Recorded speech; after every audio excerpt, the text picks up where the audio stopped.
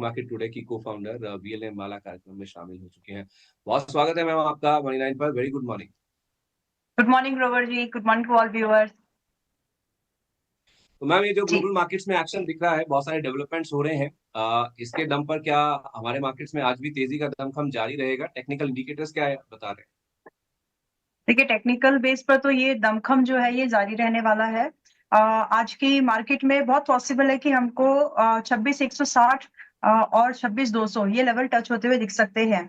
Just कुछ important support है, अगर वो ब्रीच नहीं होते आज के डे में। और आज वैसे भी आज मंथली एक्सपायरी है, तो आज डेटा में भी काफी कुछ चेंजेस देखने के लिए मिलेंगे।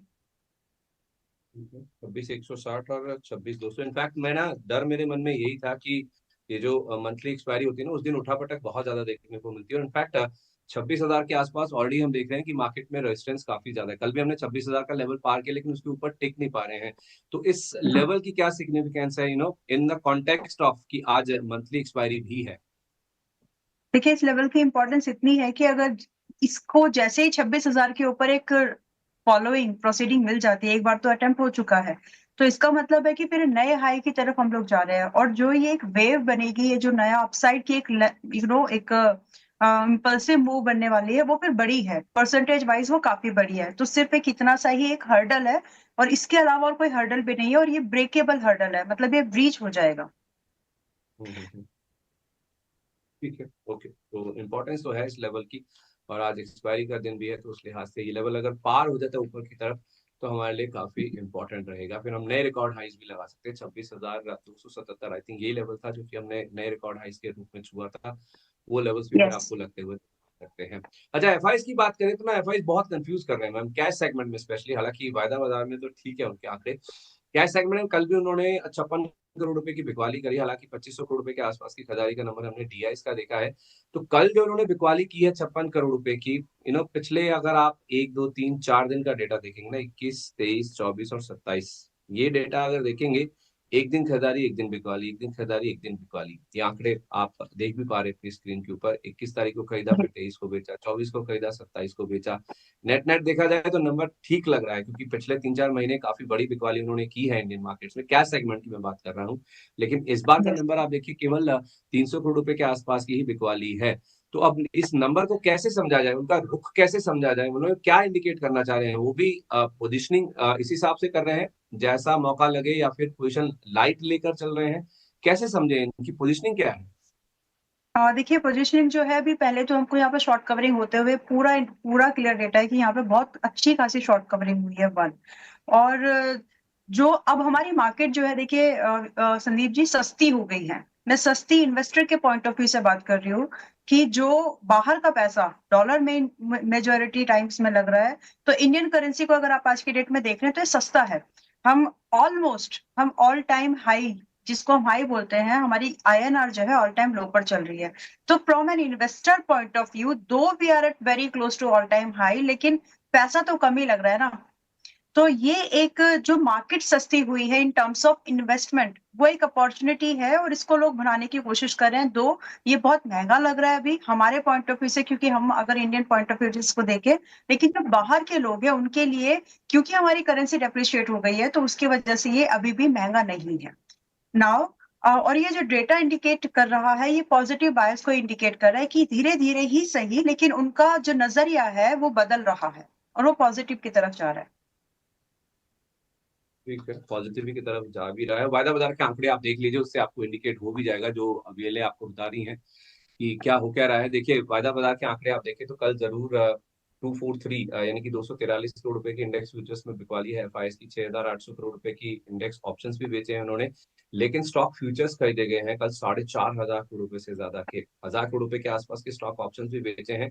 नेट नेट 3,500 करोड़ रुपए के आसपास की बिकवाली का नंबर है। लेकिन जो शॉर्ट कवरिंग की बात वीएलए मैम हमें बता रही है ना, वो ये इस तरह से समझिए कि जो लॉन्ग शॉर्ट रेशियो है ना, उस पर आपको दिख जाएगा। ये लॉन्ग शॉर्ट रेशियो देखिए लगातार इंप्रूव हो रही है, और अब तो 25% के पार पहुंच गई है लॉन्ग पोजीशंस। यानी कि इंडेक्स में जो एफआईएस की पोजीशनिंग है, उसमें से अगर 100 सौदे खड़े हैं, तो 100 में से 25 सौदे से ज्यादा तेजी की तरफ है।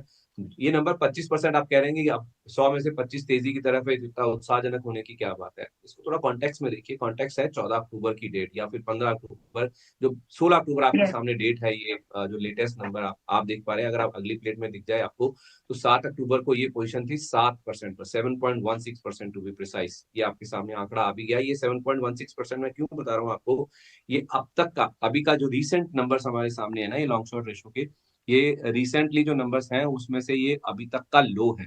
जो रिसेंट लो टच किया था हमने एफआईएस का कैश पोजीशन के हिसाब से, वो था 7.16% का। तो उस हिसाब से देखें तो 7.16 वाली, अब अभी वाले रिसेंट नंबर दिखा दीजिए। अभी वाली जो नंबर है वो है 25.69%। तो 7.16 से 25.69, ऑलमोस्ट 4 गुना के आसपास पोजिशनिंग। और जैसे हमें आप बताया भी जा रहा है कि धीरे धीरे करके सही ये नंबर जो है ऊपर की ओर इंच कर रहा है, वो आप आंकड़ों में देख भी पा रहे हैं। तो ये कितना उत्साहजनक है मैम। ये नंबर बढ़ रहा है, हालांकि बहुत धीरे धीरे बढ़ रहा है, लेकिन उसके बावजूद भी हम रिकॉर्ड हाइज नहीं टच कर पा रहे हैं।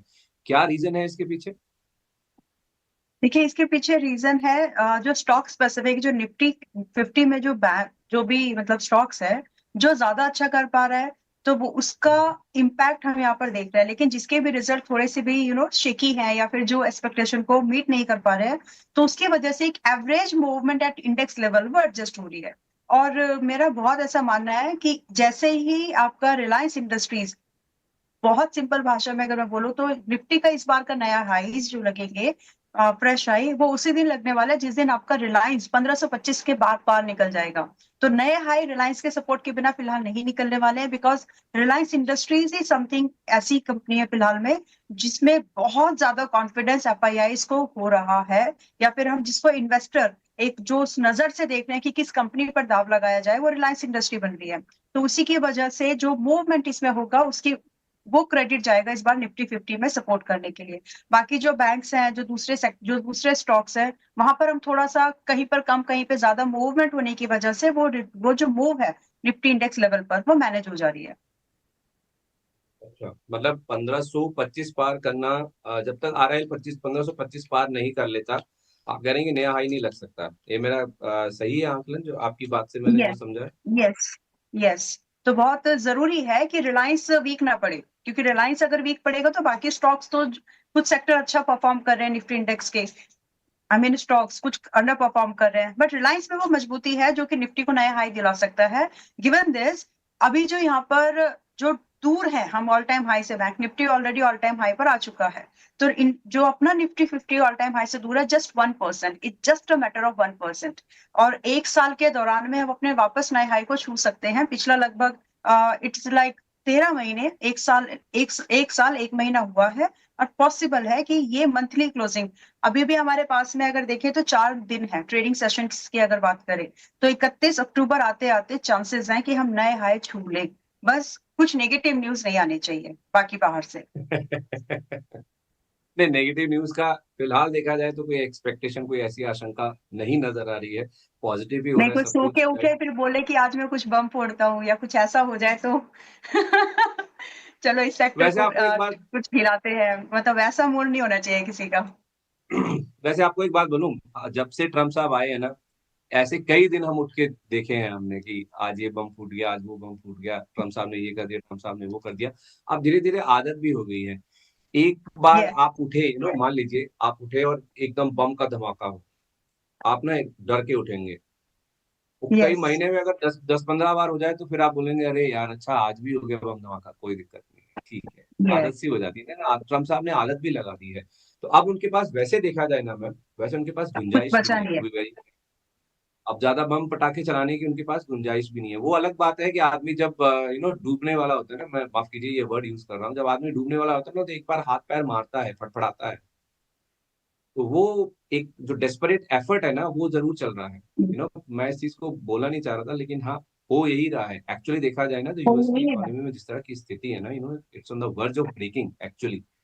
तो वो चीज, उसको बचाने के लिए वो अपनी कोशिश कर रहे हैं। वो अपनी जगह सही है, अपने देश के हिसाब से सही कर रहे हैं, लेकिन ग्लोबली देखा जाए, जिस जंक्चर पर वो बैठे, जिस सीट पर वो बैठे हैं, जिस डेजिग्नेशन पर वो जो विराजमान है, पोजीशनिंग है उनकी ग्लोबल काफी चीजें ऐसी इकोनॉमिक्स में। बोल देते हैं, कर देते हैं जो उनको शोभा नहीं देती है।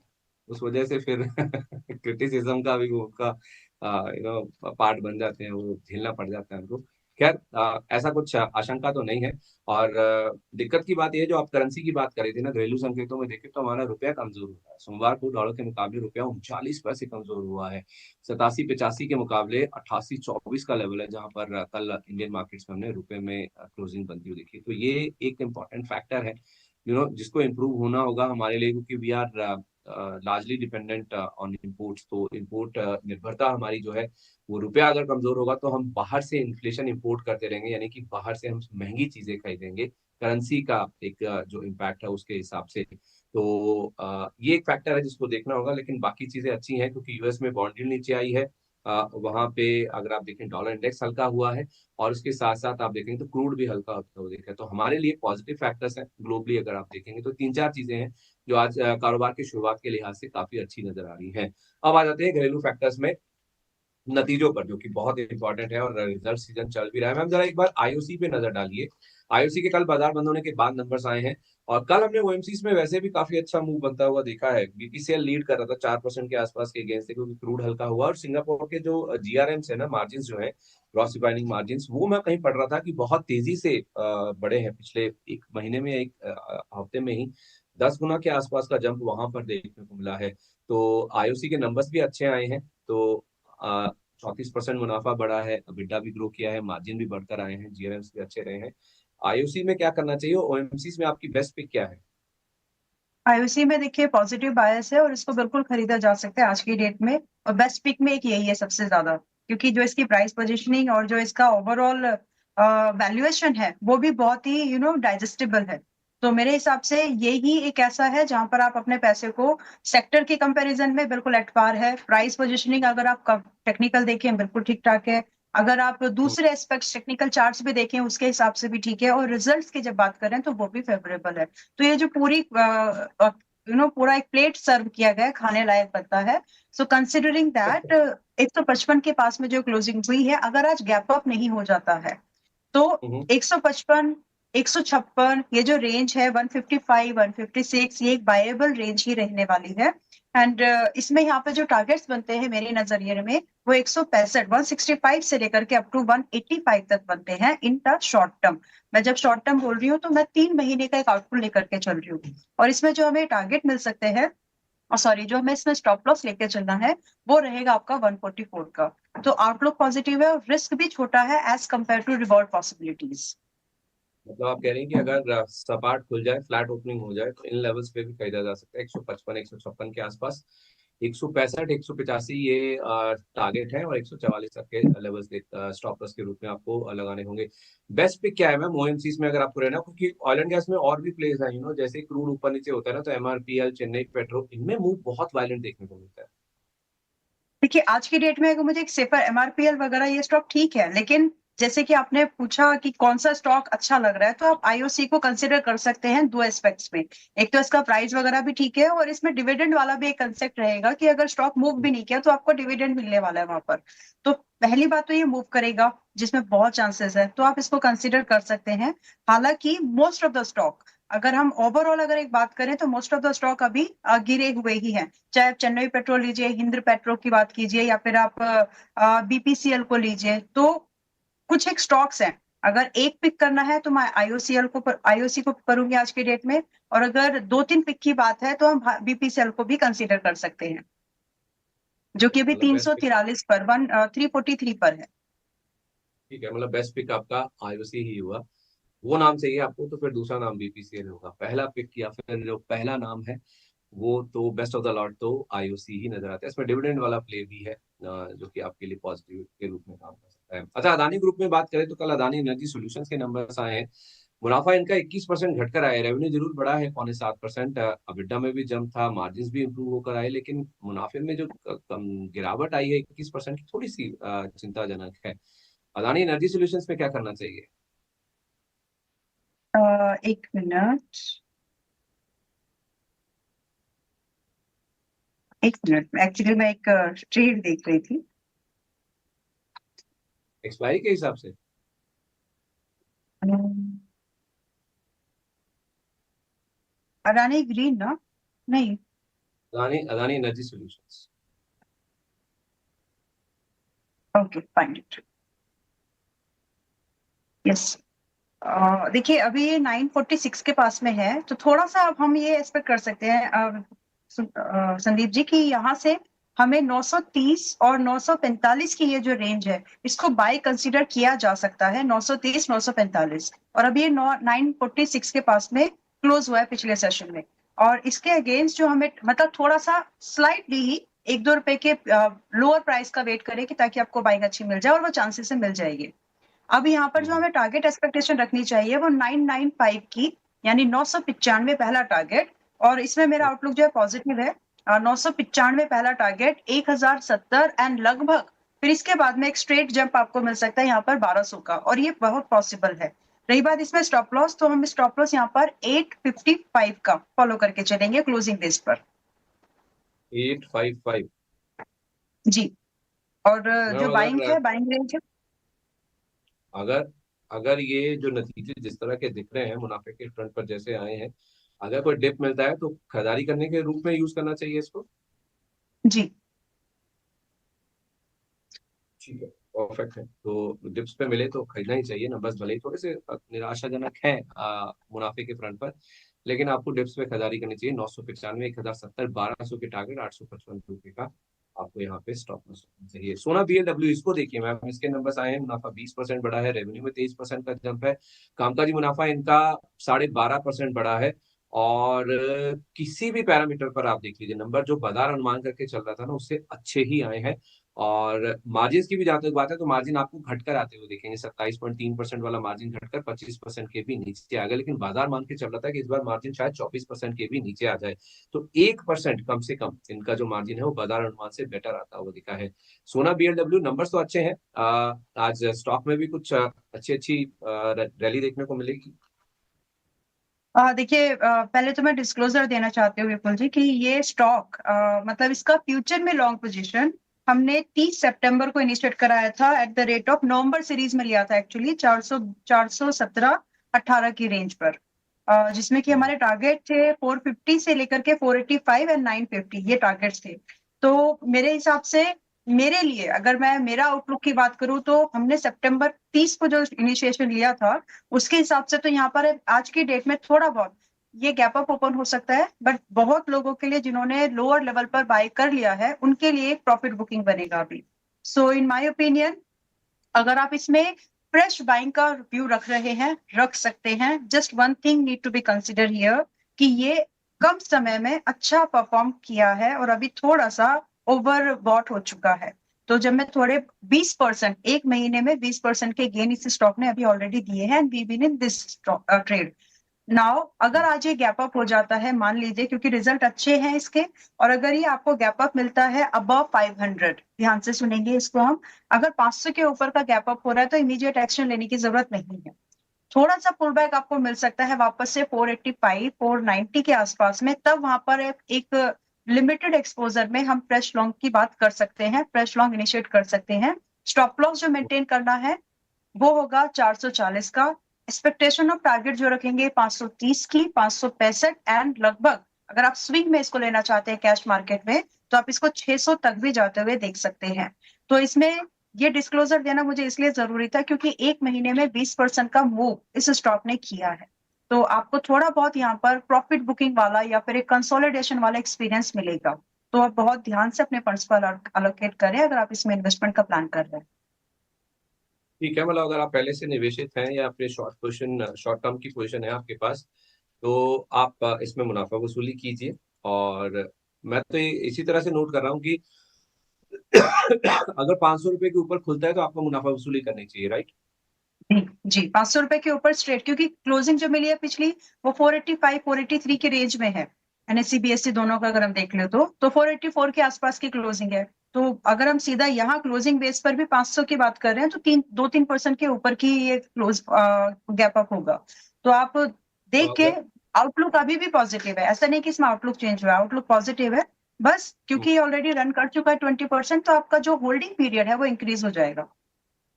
485 के आसपास मिले तो आप कह रहे हैं कि खरीदारी कीजिए। 530, 565, 600 तक के टारगेट भी आ सकते हैं। 445 जी रुपए का स्टॉप लॉस, राइट। जी, एग्जैक्ट।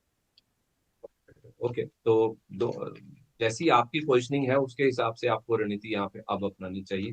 बहुत ध्यान से आप फॉलो कीजिए। नीचे आपको स्क्रीन पर भी चलता हुआ दिख जाएगा कि पहले से अगर आप निवेशित है, मुनाफा हो रहा है, तो आप उसको बुक करना चाहिए। अगर आप आज नंबर्स के दम पर गैप अप होता है, तो उसके बाद थोड़ा-सा कूल ऑफ होने दीजिए, या फिर आपको फ्लैट नीचे के इन्हीं लेवल्स के आस-पास मिल जाए 485 के आस-पास, तो आप खरीदारी भी कीजिए। लेवल्स आपको नीचे स्क्रीन पर चलते हुए मिल जाएँगे। इन लेवल्स को आप ज़रूर ध्यान में रखिए। मज़गाँव डॉक, इनके नंबर्स भी देखिए तो अच्छे दिखेंगे आपको। 28% मुनाफा ग्रो किया है। एबिटा में 36% का जंप है, और मार्जिन 5% से ज़्यादा इनके इम्प्रूव हुए हैं। हालाँकि रेवेन्यू केवल 6% के आस-पास ही ग्रो किया है। मज़गाँव डॉक के टेक्निकल इंडिकेटर्स क्या बता रहे हैं? देखिए, मस्टॉक जो अभी चल रहा है, थोड़ा-सा आपको ये स्लो मूवमेंट देगा। हालाँकि ये बहुत जल्दी सपोर्ट पर पहुँचने वाला है, जहाँ से कि हमको एक हुँ। अच्छा खासा रिबाउंड मिलेगा। और अमूमन ऐसा होता ही है कि जो अच्छे स्टॉक्स हैं, अगर वैल्यूएशन भी उस समय तक ठीक है, जिस समय वो अपने 200 दिन के मूविंग एवरेजेस पर, ये एक ट्रेडिंग स्ट्रैटेजी ही है, ये इन्वेस्टमेंट स्ट्रैटेजी है एक्चुअली, कि जिस समय स्टॉक अपने 200 दिन के मूविंग एवरेजेस के पास पहुँच रहा है, और वो अगर अपने सेक्टर से महँगा नहीं है, तो अमूमन जो है वहाँ पर एक बाइंग ट्रिगर्ड होती है फ्रॉम इन्वेस्टर्स पॉकेट। तो मुझे ये चीज़ यहाँ पर होते हुए नज़र आती है। अभी 2810 के पास में चल रहा है। एंड जो यहाँ हम वैल्यूएशन की बात करेंगे, तो ग्रोवर जी आज की डेट में इसकी वैल्यूएशन सेक्टर के जितनी ही है, या फिर हम इसको ये भी बोल सकते हैं कि सेक्टर का एक मोनोपोलिक स्टॉक है। तो जहाँ पर ये एक चीज़ का कॉम्बिनेशन बन जाता है, वहाँ पर इन्वेस्टिंग की इन्वेस्टिंग वहाँ पर की जा सकती है। तो आज की डेट में ये एक्सप्लेनेशन इसलिए दिया है, क्योंकि यहाँ हो सकता है कि आपको, अगर आप ट्रेडिंग का माइंडसेट रखें, तो आपको 1-2 महीने ये एक कंसोलिडेशन रेंज में ही आपको परेशान कर दे। बट अगर आप इसको समय दे पाएँ, 2-3 क्वार्टर्स का कम से कम, अप टू 4 क्वार्टर्स का अगर आप समय दे सकते हैं, तो 2810 का ये जो भाव है, वेरी लाइकली कि आपको बहुत जल्दी ये 3010 और लगभग आपको 3400, मैं एक बड़े टारगेट की बात कर रही हूँ, ये लेवल्स आते हुए आपको दिख सकते हैं। इसके लिए आपको जो स्टॉप लॉस मेंटेन करके चलना चाहिए, वो होगा 2650 का, और क्लोजिंग जो अभी हमको मिली है पिछले सेशन में, वो 2810 की है। तो करीब-करीब 150 पॉइंट के लॉस पर हम यहाँ पर बात कर रहे हैं अप्रॉक्सिमेटली 500 अ, लगभग 500 पॉइंट के गेन की। तो ये पॉसिबिलिटीज़ को एनकैश किया जा सकता है, बट ये आपको इन्वेस्टिंग के थ्रू ही करना चाहिए, ट्रेडिंग के थ्रू नहीं। नंबर नजरिए रखिए। इसमें आपने कहा 3010 का पहला टारगेट, बाद में 3500 तक के 3400 400, और स्टॉप लॉस 2600 के आसपास बोला आपने। 2650। 2600, ठीक है, तो इंडस कंपैरेटिवली टावर्स स्टॉप को लॉस छोटा है। हाँ जी, सॉरी, कंपैरेटिवली स्टॉप लॉस छोटा है, जो इसमें रिवॉर्ड की पॉसिबिलिटीज़ है। ठीक है, रिस्क रिवॉर्ड बेहतर है, आपकी बात सही है। इंडस टावर्स को देखिए एक बार, कल ना ये वोडाफोन आइडिया वाला जो मामला आया, अपडेट आया सुप्रीम कोर्ट की ओर से, उसके साथ-साथ ये भी चलेगा, क्योंकि इनकी भी कुछ बकाया राशि है वोडाफोन से। जैसे ही कुछ अच्छा होता है ना वोडाफोन के साथ, तो इनकी भी उम्मीद जाग जाती है कि हमारी भी देनदारी शायद वापस आ जाएगी।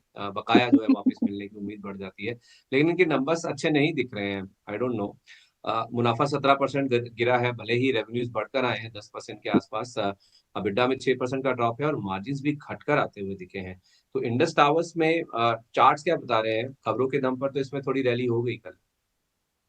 देखिए, जो चार्ट्स बता रहे हैं, सबसे पहला तो इम्पोर्टेंट चीज़ हमको यही देखना है कि जिस मल्टीपल्स पर वो स्टॉक आज की डेट में अवेलेबल है, जिस भी प्राइस पॉइंट पर, क्या वो मल्टीपल अपने सेक्टर से सस्ती है या महँगी है, वन थिंग, और अगर सस्ती है तो क्यों है? तो वो चीज़ हमें यहाँ पर पहला तो यही देखना है कि इसका सेक्टर लगभग 8.5 के मल्टीपल्स पर चल रहा है, और ये स्टॉक अभी लगभग 10 के मल्टीपल्स पर है। तो बहुत ज़्यादा महँगा तो नहीं है, 20%, ऑफ कोर्स 20% है अगर हम परसेंटेज वाइज़ समझें। बट कहीं न कहीं इसमें थोड़ा बहुत उतना तो प्रॉफिटेबिलिटी यहाँ पर दिख जाएगी कि ये आज की डेट में, अगर एक इन्वेस्टिंग की पॉइंट से अगर कोई हम कोई स्टॉक ढूंढ रहे हैं, तो ये बन सकती है इसमें थोड़ी बहुत बात। तो नंबर्स डिसअपॉइंटिंग रहने के बाद भी मुझे ऐसा लगता है कि जो मार्केट ने जो इसको प्राइसिंग ऑलरेडी देकर दी है, वो ऑलरेडी यहाँ पर प्राइसिंग हो चुकी है। बहुत हुआ तो ये हो सकता है कि हमको 355 तक मिले। अगर ये 355 पर बाय चांस आता है, तो वहाँ पर अच्छे से खरीदने लायक बनता है, मतलब विद कॉन्फिडेंस। अभी 370 के पास में है, यहाँ पर थोड़ा-सा लिमिटेड एक्सपोज़र के साथ में चाहें तो आ सकते हैं। अगर एक अच्छा भाव ढूँढना है, तो वो 355 का बनता है। 355 के पास में इसको बिल्कुल खरीद सकते हैं। चाहे अगर आप आज की मार्केट में अगर आपको थोड़ा-सा भी डिप मिल रहा है, तो उसको खरीदारी के नज़रिए से देखें। और आपका स्टॉप लॉस मेंटेन करेंगे 330 पर। और जो टारगेट है, हम पहला टारगेट यहाँ पर 400 का शॉर्ट टर्म टारगेट की बात कर रही हूँ मैं, 400 से लेकर के आपको 435, ये 2 टारगेट तो इजी मिल जाते हैं। सेकंड टारगेट के बाद में आप इसको ट्रेल कर लीजिएगा। तो डिप अगर आज मिलता है उसको बाय करने, उसको भुनाने की कोशिश करिए, उसको बाय करने की कोशिश करिए। ठीक है, डिप्स में अगर मिलता है तो आप इसको बढ़ाने की कोशिश कीजिए, खरीदने की कोशिश कीजिए। मुझे अगर सही याद है ना, लास्ट टाइम भी आपसे मेरी बात हुई थी, 350 का लेवल मेरे को कहीं स्ट्राइक कर रहा है, आपने कहा था 350 के आसपास मिले, वही 355 का लेवल आज फिर से आ गए। वहां पर आप खरीदिए, 400 435 तक के लेवल्स देखने को मिल सकते हैं। उस समय भी आपने 400 और रुपए के टारगेट की बात करी थी, आई थिंक आप जी, ही वो से बात साढ़े हुई तीन थी। सौ आया है। जी। ठीक है। अच्छा, तमिलनाडु मर्केंटाइल बैंक, टीएमबी के नाम से भी इसे जानते हैं, नंबर्स काफी फ्लैट आए हैं, इसके मुनाफा 5% ग्रो किया है, एसेट क्वालिटी इंप्रूव हुई है, ग्रॉस नेट एनपीए दोनों कम होकर आए हैं। इसमें अगर कुछ इंटरेस्टिंग है तो हम इसको डिस्कस करें तो आगे बढ़े। देखिए, सिर्फ इसमें लिमिटेड एक्सपोजर से बाइंग के बारे में देख सकते हैं, लेकिन टेक्निकल के बेस पर ही नहीं जाना चाहिए हमेशा। आप पूरा ओवरऑल आउटलुक करें तो प्राइस भी थोड़ा बहुत आपको 500 457 के पास में ये भी है, अगर आप चाहते हैं तो बाय कर सकते हैं, जिसमें कि आपको टारगेट छोटे मोटे स्विंग टारगेट तो मिल ही जाएंगे। 470 से लेकर के अप टू 485 ये टारगेट्स मिलते हैं। स्टॉप लॉस मेंटेन करके चलना होगा 435 का। तो स्क्रीन पर आया है तो बायेबल लग रहा है। कुछ स्टॉक जो नहीं है बिल्कुल खरीदने लायक, वो मैं बता दूंगी जिसको अवॉइड करना है। ठीक है, ओके, परफेक्ट है। एक बार आप, मैं ना केफिन टेक को भी देखिए, ये बड़ा फेवरेट स्टॉक है लोगों का, बड़ा इसमें रुझान रहता है लोगों का। नंबर्स हालांकि उतने अच्छे नहीं दिख रहे, 4 साढ़े 4% मुनाफा बढ़ा है, रेवेन्यू में 10% का जंप है, 7% ग्रो किया, लेकिन मार्जिन टूट कर आए हैं, 1 सवा% के आसपास का यहाँ पे हमने कमजोरी बनती हुई दिखी है। 1170 की क्लोजिंग है। एक समय हमने 1650 तक का लेवल्स भी देखे हैं इसमें, तो करेक्शन अच्छा खासा इस स्टॉक में हो चुका है।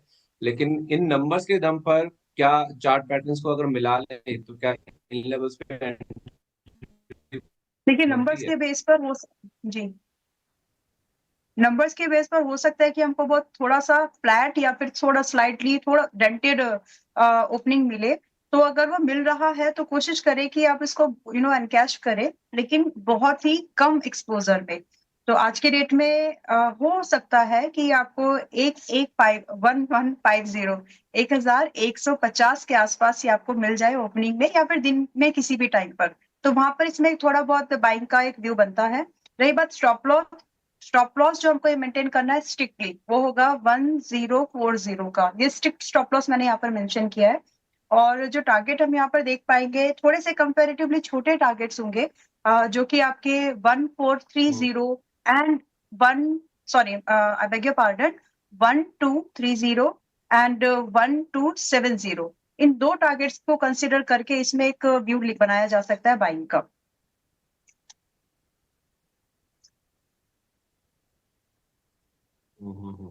ठीक है, ओके, परफेक्ट है। रेमंड के नंबर्स की बात करें तो ये तो बहुत ही डिसअपॉइंटिंग नजर आ रहे हैं, खासतौर पे मुनाफे की बात यस। करें, 59 करोड़ वाला 14 करोड़ पर आ गया। रेवेन्यू बढ़ा, बिड्डा भी बढ़ा, मार्जिन भी बढ़ा। ये कई सारी कंपनीज के साथ इस बार केस हो रहा है कि रेवेन्यू बढ़ रहा है, बिड्डा भी बढ़ा, मार्जिन भी बढ़ रहे हैं, लेकिन मुनाफा घट कर आ रहा है। अभी हमने अदानी एनर्जी की भी बात करी, ऐसा ही कुछ केस आ गया रेमंड का भी, इसमें क्या करें? देखिए, रेमंड ऑलरेडी वो चीजें प्राइस इन होते हुए दिख गई हैं ग्रोवर जी। आई मीन अगर हम बात करें तो आज ये 590 के पास में है।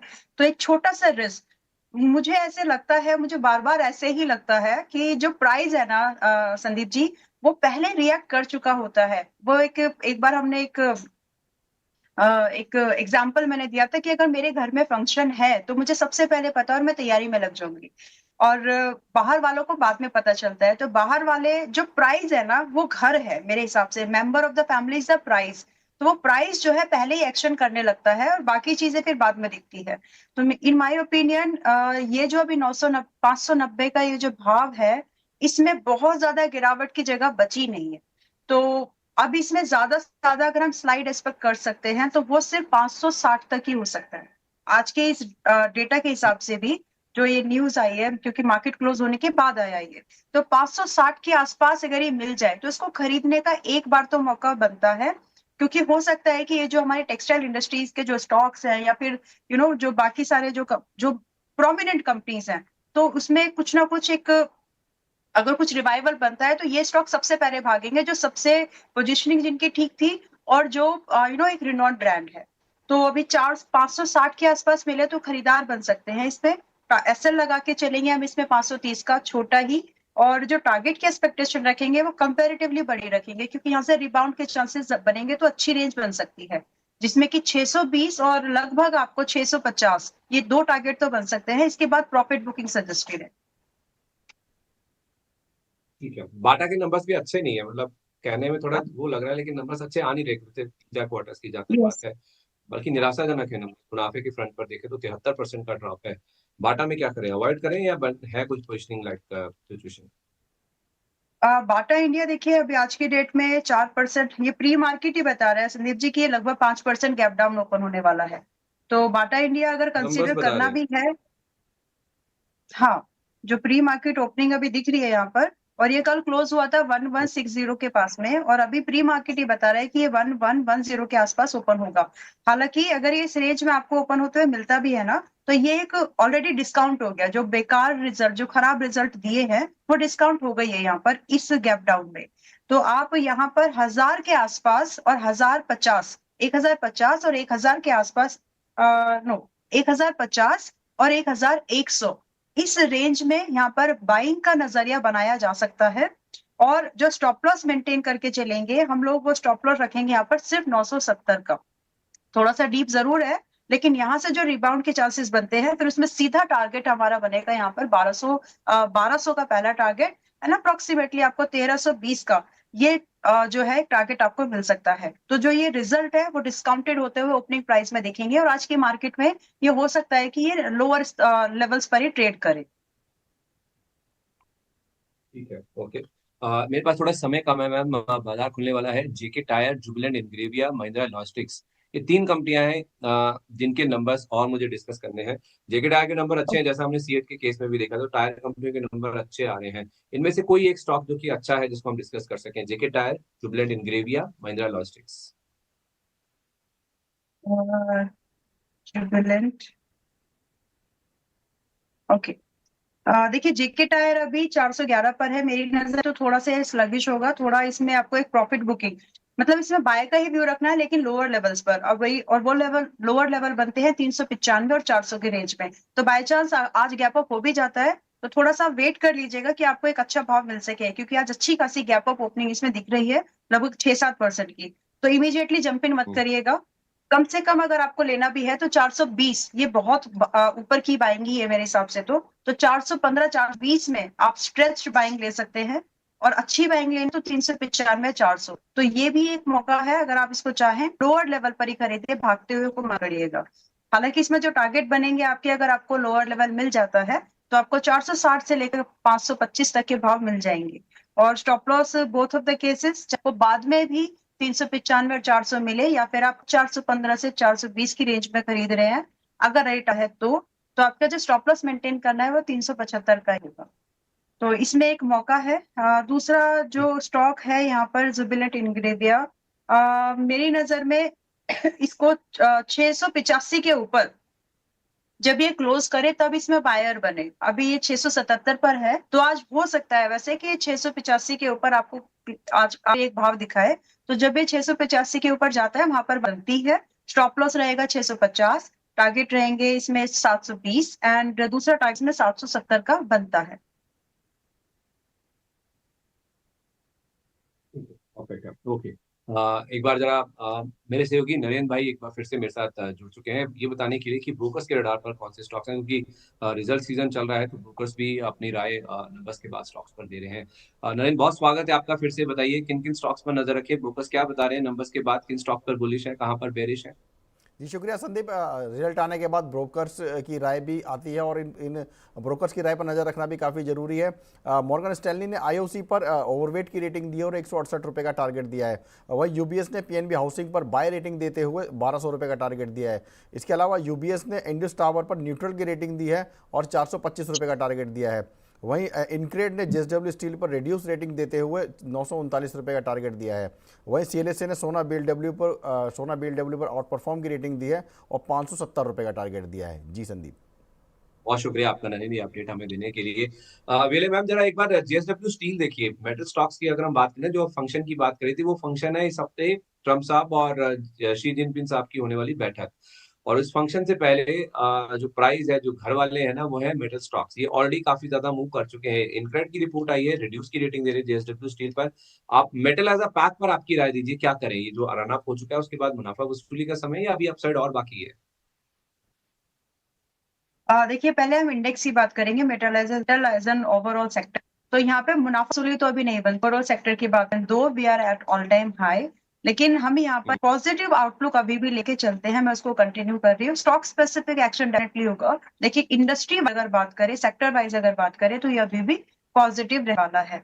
इसमें जो आए हुए भाव मुझे दिखते हैं एज नेक्स्ट लेवल, वो अभी 10,470 पर ये क्लोज हुआ डी मेटल्स। और बहुत ही चांसेस है कि ये आपको मतलब 1 या 2 हफ्ते अगर आप इसको समय देते हैं, तो ये वो 10,630 और लगभग 10,800 के भाव दिखाता है एज एन सेक्टर मेटल की अगर हम बात करें। और रही बात अगर हम जेएसडब्ल्यू की बात करें, तो यहाँ पर हमें थोड़ा सा अपना जो एक्सपोजर है, अगर हम चाहें तो थोड़ा लिमिट कर सकते हैं, लेकिन सिर्फ जब हम ट्रेड कर रहे हो। अगर हमारा नजरिया इन्वेस्टमेंट का ही है, तो ये ये मौका ही है। अगर ये बाय चांस अगर आपको गैप डाउन मिल जाता है, इन एनी वेज आपको 1100 के भाव पर, फिर 1100 अभी 1150 के पास में है। एनीवेज अगर आप 1100 के आसपास मिले तो खरीदार सकते हैं इसमें फिर से।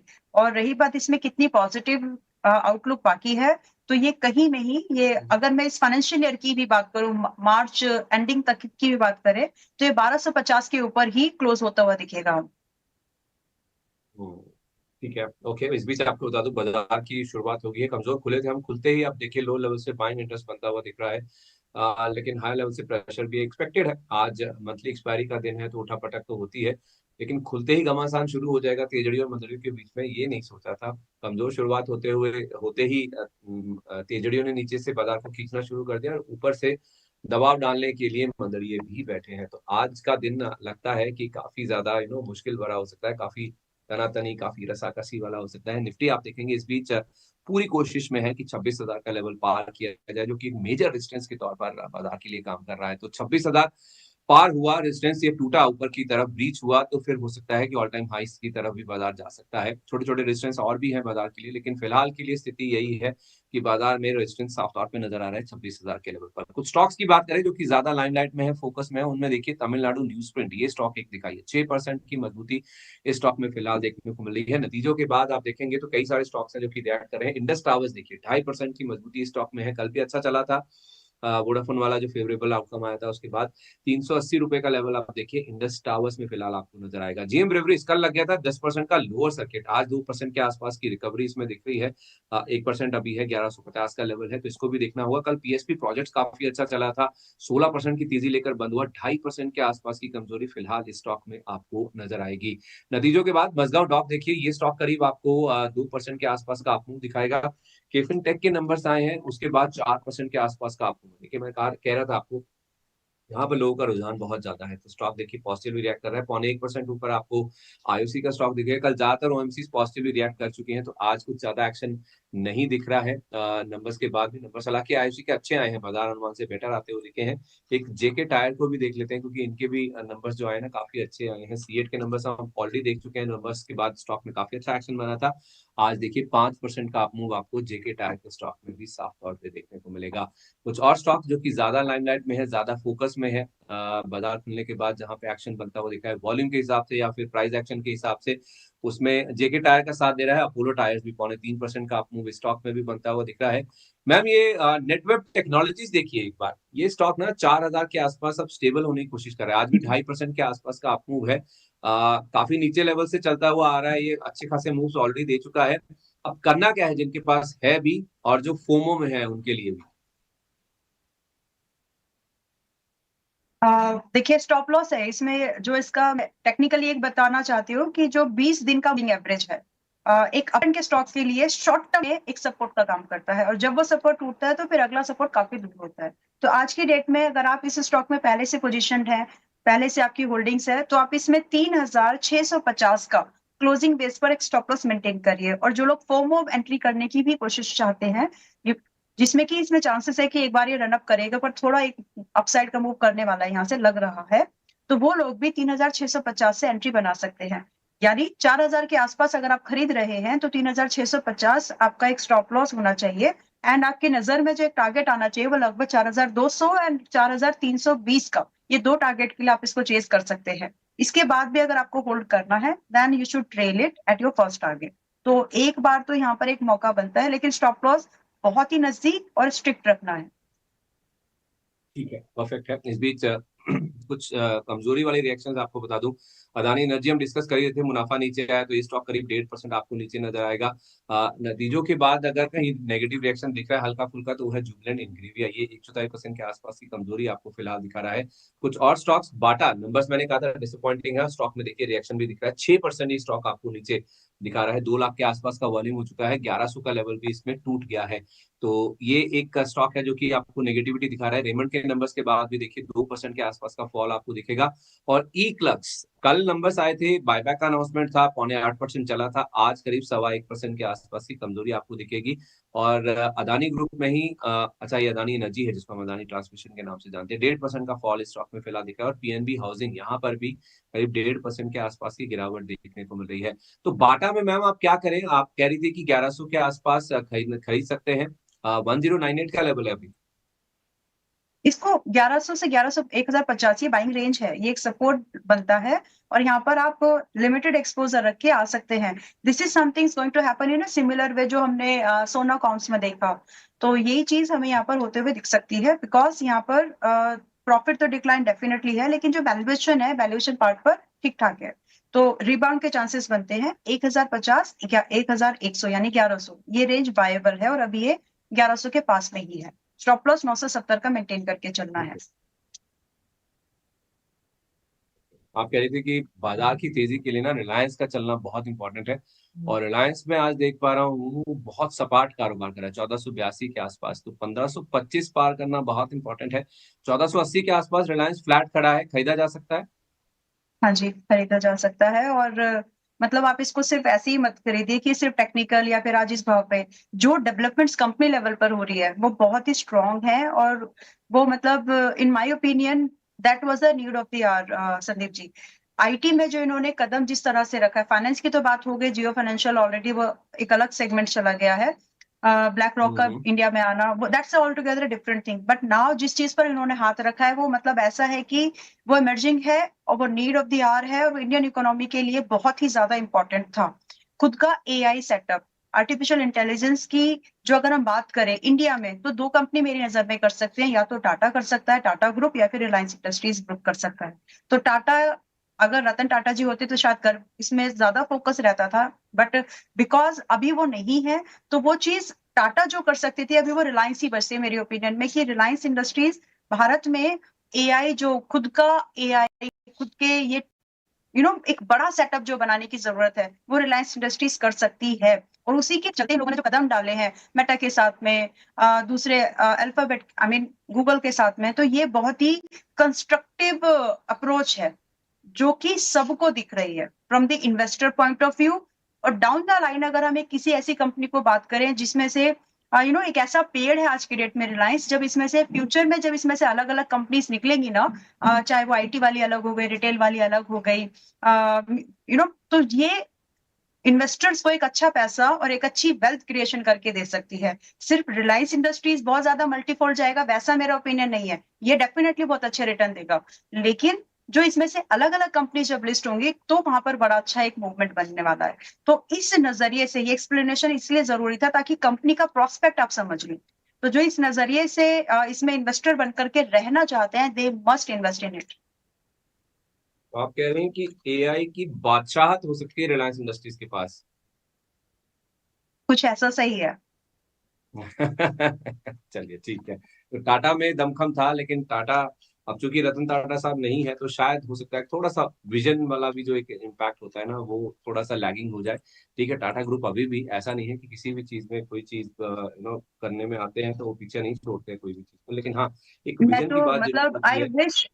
मैं आई विश कि वो करे, टाटा ग्रुप करे, क्योंकि फिर वो प्रॉफिटेबिलिटी की तरफ से कम, no it's true, I mean फिर उसमें वो प्रॉफिट की तरफ से कम, लेकिन एज एन कंट्री उस नीड को समझते हुए प्रोजेक्ट को, ये हमारी कंट्री का एक प्रोजेक्ट है, दो it should be supported by Indian government, Indian funds, मतलब गवर्नमेंट फंड से ही होना चाहिए था इनिशिएशन तो कम से कम। वैसे मैं इकोनॉमी की तरफ चली गई हूँ बट ठीक है। तो ये जरूरी था, और ये आई मीन टाटा अगर ये कर सकते थे, कर सकते हैं, करें तो बहुत बढ़िया, लेकिन कर नहीं रहे हैं, इसीलिए कोई दूसरे के हाथ में ये अपॉर्चुनिटी चली जा रही है। क्योंकि जहां पर रिलायंस आता है वहां पर इनिशियली आपको यू माइट फील कि हाँ ठीक है, लेकिन बाद में वो पॉकेट पर आपकी असर पड़ता ही पड़ता है। बिल्कुल पड़ता है। दो स्टॉक्स और हैं, फिर मैं दर्शकों के सवालों की ओर बढ़ता हूँ। एक है एबी कैपिटल, जहाँ पे एक ब्लॉक डील होने की एक्सपेक्टेशन थी, 2% तक हिस्सेदारी बिक सकती थी। जोमी इन्वेस्टमेंट्स, मैं ब्लॉक डील देखता हूँ कि इसकी डिटेल्स किस तरह की आई है। 304.55 का फ्लोर प्राइस था। ये स्टॉक में क्या हुआ मैम, ये खुला ही नए ऑल टाइम हाई पर था, 318.30 के आसपास खुला था। 316.10 पर था, खुलने के कुछ ही मिनटों में इसने 318.30 का हाई लगा दिया। अभी 314 के आसपास है। ब्लॉक डील आई थिंक हो चुकी है। मैं इसकी डिटेल्स आपको देता हूँ, एक बार इसका चार्ट देखिए आपने। जी, तो अभी तो ये एबी कैपिटल ऑलमोस्ट अपने ऑल टाइम हाई पर है, बट इसमें जगह है, अगर आप थोड़ा सा रुक जाए अच्छे भाव के लिए तो हो सकता है कि आपको लगभग 300 के आसपास, या फिर 305 इसको कह सकते हैं कि 305 के आसपास ही आपको एक बार बाइंग अपॉर्चुनिटी दे सकता है। What needs to be done here, stop loss should be follow strictly, और छोटा ही स्टॉप लॉस रखना है उसके, क्योंकि stock already all time high के पास में है। तो आपका स्टॉप लॉस आप मेंटेन करें 285 का, और 300 305 की रेंज में, 300 305 की रेंज में बाइंग ढूंढे। अभी 313 के पास में है, आज मिले कल मिले तो ये बाइंग ढूंढी जा सकती है। इसमें जो टारगेट हमको मिलेंगे 330 onwards up to 345 short term targets है, जो कि आसानी से मिल जाएंगे। 305 के आसपास खरीदना है। बहरहाल आपको बता दूं, 2.66 करोड़ शेयरों का 1.02% इक्विटी का सौदा 819 करोड़ रुपए की रकम में हुआ है, 308 रुपए प्रति शेयर के दाम पर। अभी तक के जो डिटेल्स हमारे सामने आए हैं, और जूमी इन्वेस्टमेंट जिसकी मैं बात कर रहा हूँ, उनके पास 2% हिस्सेदारी थी, 2.04% सितंबर एंड तक। वही अपने स्टेक बेचना चाह रहे थे। तो आई थिंक ये ब्लॉक डील हुई है और आधा हिस्सा उन्होंने बेचा है। देखना होगा आगे फर्दर डेवलपमेंट्स किस तरह के होते हैं, लेकिन स्टॉक अच्छे खासे गेन्स दिखा रहा है ब्लॉक डील के बाद। टाटा केमिकल्स मैम, इनको केनिया से एक राहत मिली है। कोर्ट में इनका मामला चल रहा था। इनकी सब्सिडरी है टाटा केमिकल्स मगडी, जिसने एक मुकदमा जीता है इनके ऊपर। कुछ केनिया में लैंड रेवेन्यू का कुछ बकाया था, 783 करोड़ रुपए, जो कि सरकार की ओर से मांग की गई थी। उस भुगतान से वहां की कोर्ट ने राहत दे दी है। नैरोबी की एक कोर्ट है, जिसमें उन्होंने कहा है कि कोर्ट ने ये कहा है कि सरकार की जो मांग है एक तो मनमाना है और वो गैर कानूनी है। और जब तक एक पारदर्शी ढांचा तैयार नहीं हो जाता रेवेन्यू रेट्स तय करने के लिए, तब तक कंपनी बाध्य नहीं है अपनी जो देनदारी है उसको चुकाने के लिए। तो टाटा केमिकल्स के लिए एक राहत की बात है। इस स्टॉक में क्या करना चाहिए? आज 1.5% के आसपास का आप मूव है। देखिए, लगभग 3%, कंपनी के मार्केट कैपिटल का लगभग 3% ये रिलीफ है, तो ये एक बड़ा रिलीफ में कंसीडर होगा, क्योंकि अगर ये देना पड़े तो नेट प्रॉफिट से जाता था। सो प्रोविजनिंग जो होती है मेरे हिसाब से एक पॉजिटिव है ऑन द एस्पेक्ट ऑफ की बैलेंस शीट में क्या दिखने वाला है। तो बैलेंस शीट में जो टेंजिबिलिटी थी वो वहां से हट गई है, और यहाँ इसके लिए एक ये पॉजिटिव बात होने वाली है। फ्यूचर में इसको एस्केलेशन के लिए कोई डाले, मतलब ओवररूल के लिए नेक्स्ट पेज पर डाले, वो अलग बात है, but from my perspective it is a positive sign for the company's balance sheet, जो कि दिखेगी। Now chart point of view पर अगर हम बात कर रहे हैं तो लगभग 908 के आसपास में है। अगर ये ध्यान से समझेंगे हम इसको, कि अगर ये आपका 885 885 के नीचे अगर ये क्लोज करता है तो वीकनेस और कंटिन्यू हो सकती है। So those who are willing to get into this stock at today's price, they can consider it, लेकिन आपका स्टॉप लॉस आपको बहुत ही नजदीक और छोटा रखना पड़ेगा, क्योंकि इसमें जो एक्चुअल सपोर्ट बनता है on the based on technicals वो काफी काफी दूर है। तो मेरे हिसाब से आप इसमें 908 पर आए, 885 पर आप इसमें अपने स्टॉप लॉस को रख के लगभग आप इसमें 935 का पहला टारगेट एक्सपेक्ट करें, एंड 970 का दूसरा टारगेट भी आप एक्सपेक्ट कर सकते हैं। वंस 970 गेट्स ब्रीच, जैसे ही 970 का भाव निकल जाता है, अपने जो आपका टारगेट, जो आपकी ट्रेलिंग है, आप इसको पहले टारगेट के पास में रख के बैठ जाइए। स्टॉप लॉस आपका फिर जो है सेफर हो जाएगा। तो मेरे हिसाब से एक्सपोजर बहुत ही लिमिट होना चाहिए यहाँ पर एज ऑफ नाउ। पहला टारगेट क्या बताया आपने? जी, पहला टारगेट क्या बताया मैम आपने? आपकी आवाज नहीं आ रही। मैम पहला टारगेट क्या बताया आपने? टारगेट। जी ओके, तो इसमें जो टारगेट है, जो पहला टारगेट मुझे यहाँ पर टाटा कैम में लग रहा है वो है 935 एंड 970। 935 970, ठीक है। आप कह रहे हैं कि पोजीशन अगर ले भी रहे हैं तो एक्सपोजर लिमिटेड रखिए, यानी कि ज्यादा इसके ऊपर क्वांटिटी ना आप बेट कीजिए, ठीक है, परफेक्ट है। इस बीच आपको बता दूं बाजार स्टेबल है, 25,975 के आसपास, 10 पॉइंट के आसपास की बढ़त है। रिलायंस शांत है, इसलिए बाजार भी कुछ ज्यादा एक्शन नहीं दिखा रहा है और कोई बड़ा मूवमेंट किसी इंडेक्स के स्टॉक में फिलहाल नहीं नजर आ रहा है, जिस वजह से आप देखेंगे कि ऊपर या नीचे की तरफ कोई चाल देखने को मिले। देखते हैं ओवर द डे, क्योंकि एक्सपायरी का दिन है, कैसा मूव होता है। मैं दर्शकों के सवालों की ओर बढ़ रहा हूँ मैम, एक जिम्मेदारी के साथ आपको सौंप कर कि आज एक्सपायरी का दिन है, तो एक एक्सपायरी का ट्रेड आप जरूर हमें बताएंगे। मंथली एक्सपायरी का दिन है, कोई हीरो जीरो टाइप का अगर मिल जाए ना, धमाके टाइप का, तो मजेदार हो जाए मामला आज एक्सपायरी के हिसाब से। तो हमारे पास आधे घंटे का समय है, तब तक मैं दर्शकों के सवाल ले लेता हूँ, क्योंकि आईपीओ मार्केट में भी कुछ खास एक्शन हो नहीं रहा है। एक आईपीओ खुलना है, वो कल खुलेगा, तो हमारे पास आधा घंटा है दर्शकों के सवालों को लेने के लिए। तो राजकुमार प्रजापति जी का पहला सवाल ले लेता हूँ मैम। जीपीआईएल, इसका टारगेट पूछ रहे हैं, आई डोंट नो इनके पास पोजीशन है या लेना चाह रहे हैं, ये पूछ रहे हैं जीपीआईएल का टारगेट क्या होगा। I think Godavari power and इस्पात की। First target, just a minute Sandeep, just 1 minute, क्योंकि इंडस्टार का एक दिसंबर फ्यूचर लॉन्ग पोजीशन मैंने दिया था जिसका टारगेट अभी 790 पर हुआ है। सो क्योंकि एक्सपायरी है उसमें एडजस्टमेंट पोजीशन थी, तो उसको एक अपडेट देना जरूरी था। Just a minute please. Yes, I missed, कौन सा स्टॉक बताया आपने? जीपीआईएल। जीपीआईएल, ओके, गोदावरी। जीपीआईएल अभी देखिए 270 पर है, ओके। यहाँ पर बाइंग का ही व्यू है, अपसाइड की मूवमेंट और पॉसिबल है। एंड अगर बात करूं कितना ये जा सकता है, तो आप यहाँ पर एक नए हाई की एक्सपेक्टेशन तो रख सकते हैं, very close to its new high. Similarly kind of की जो हम निफ्टी में एक्सपेक्टेशन कर रहे हैं वो हम यहाँ पर रख सकते हैं। ये 270 के पास में अभी है। स्टॉप लॉस आता है आपका यहाँ पर 255, और जो टारगेट की पॉसिबिलिटीज आपके यहाँ पर आज की डेट में अगर फ्रेश बाइंग कर रहे हैं तो वो आती है लगभग 280 की, तो 295। तो ये दो टारगेट्स के लिए वेट किया जा सकता है। इनकी बाइंग कितना था वो मैं actually I missed that between that trade update. तो 280 एंड 295, 80 टू 95 के लिए वेट कर सकते हैं। ठीक है, ओके। इस बीच ना मैम कुछ कुछ स्टॉक जो कि टेंडेंसी दिखा रहे हैं कि बहुत स्ट्रांग हो रहे हैं ना, वो मैं आपसे बीच बीच में पूछता रहूंगा। पीएसयू बैंकों में कल एक खबर आई थी रिपोर्ट्स के हवाले से कि फॉरेन ओनरशिप लिमिट जो है, वो कैप जो है, सीमा जो है, वो सरकार शायद ऊपर की ओर बढ़ा सकती है। फिलहाल ये 20% है, उसे 49% किया जा सकता है। तो कल हमने बैंक ऑफ इंडिया में काफी अच्छा मूव देखा। इंडियन बैंक को देखिए एक बार, 850 के आसपास 3% का अप मूव है, और एक्सटेंड हो सकता है या रैली हो चुकी है पूरी?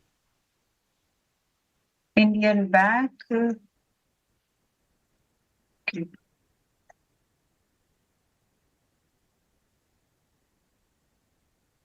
नहीं, रैली अभी कंटिन्यू रहने वाली है। ओवरऑल अगर मैं पीएसयू की बात करूं तो यहाँ पर एक जो मूवमेंट है, पीएसयू बैंक्स अभी और भागेंगे। अभी तो आई मीन शुरुआत है। और अभी तो अगर हम देखा जाए तो निफ्टी बैंक को जो मेजोरिटी की बात करें तो पीएसयू बैंक्स ने सपोर्ट किया है। आईटी प्राइवेट बैंक्स का चलना तो अभी बाकी है। वेल, आईओबी इंडियन बैंक जो भी चल रहा है वो 3940 के आसपास। आपके पास इंडियन बैंक 85 का क्यों दिख रहा है, 850 का? मेरे पास 39.4 क्यों है फिर ये? इंडियन बैंक की बात करूं मैं, 849.50 का भाव है मैम।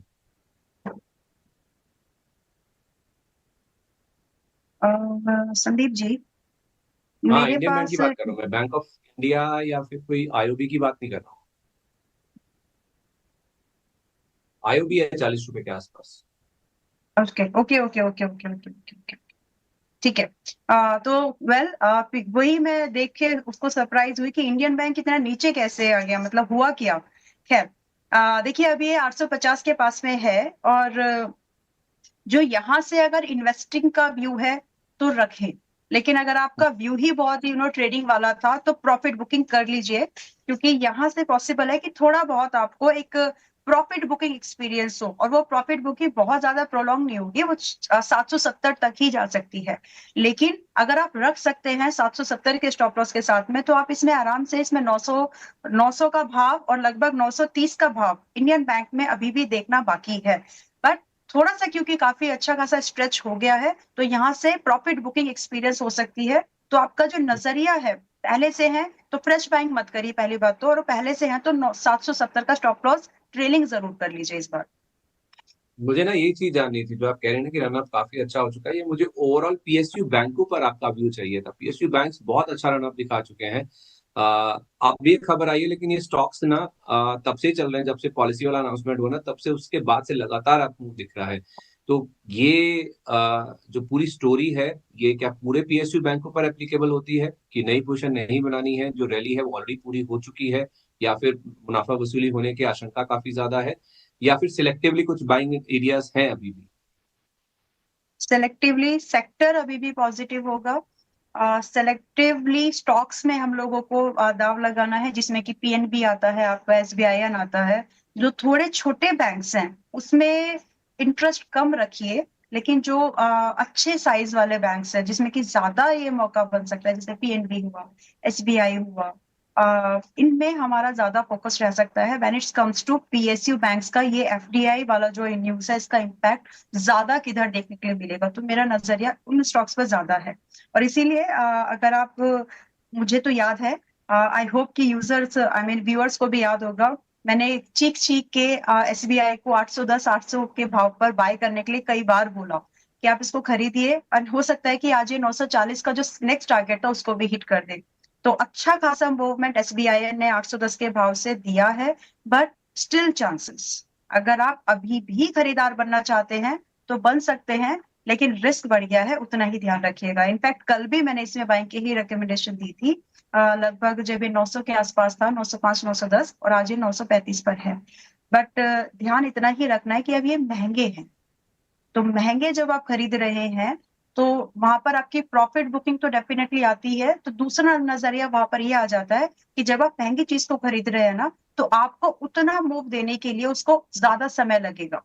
वो चीज की अंडरस्टैंडिंग एंड क्लैरिटी जरूर चाहिए। अगर आज आप खरीद रहे हैं, स्टॉक अभी भी बुलिश है, सेक्टर में अभी भी पॉजिटिव आउटलुक है। मतलब छोटों की बजाय बड़े पीएसयू बैंकों पर फोकस करें, पीएनबी, एसबीआई जैसे, तो वो शायद हाँ। आपके लिए ज्यादा बेटर होता है। हाँ, ये जरूर है कि जितना रन अप ये दिखा चुके हैं, अब आप इन लेवल्स पर भी खरीदते हैं तो हर्ज नहीं है, लेकिन हाँ, समय लगेगा पैसा बनने में। अभी जो पैसा बन चुका है, उसके बाद थोड़ा सा वैल्यूएशन वाइज देखा जाए तो स्थिति थोड़ी सी स्ट्रेच जरूर नजर आती है। ठीक है, ये बात होगी पीएसयू बैंकों की। दोबारा सवाल जवाब की तरफ बढ़े तो प्रलय दत्ता जी कह रहे हैं, गुड मॉर्निंग सर, रतन इंडिया पावर और सर्वेश्वर फूड में टारगेट एंड स्टॉप लॉस बताइए 3 महीने के व्यू के हिसाब से। रतन इंडिया पावर, ओके।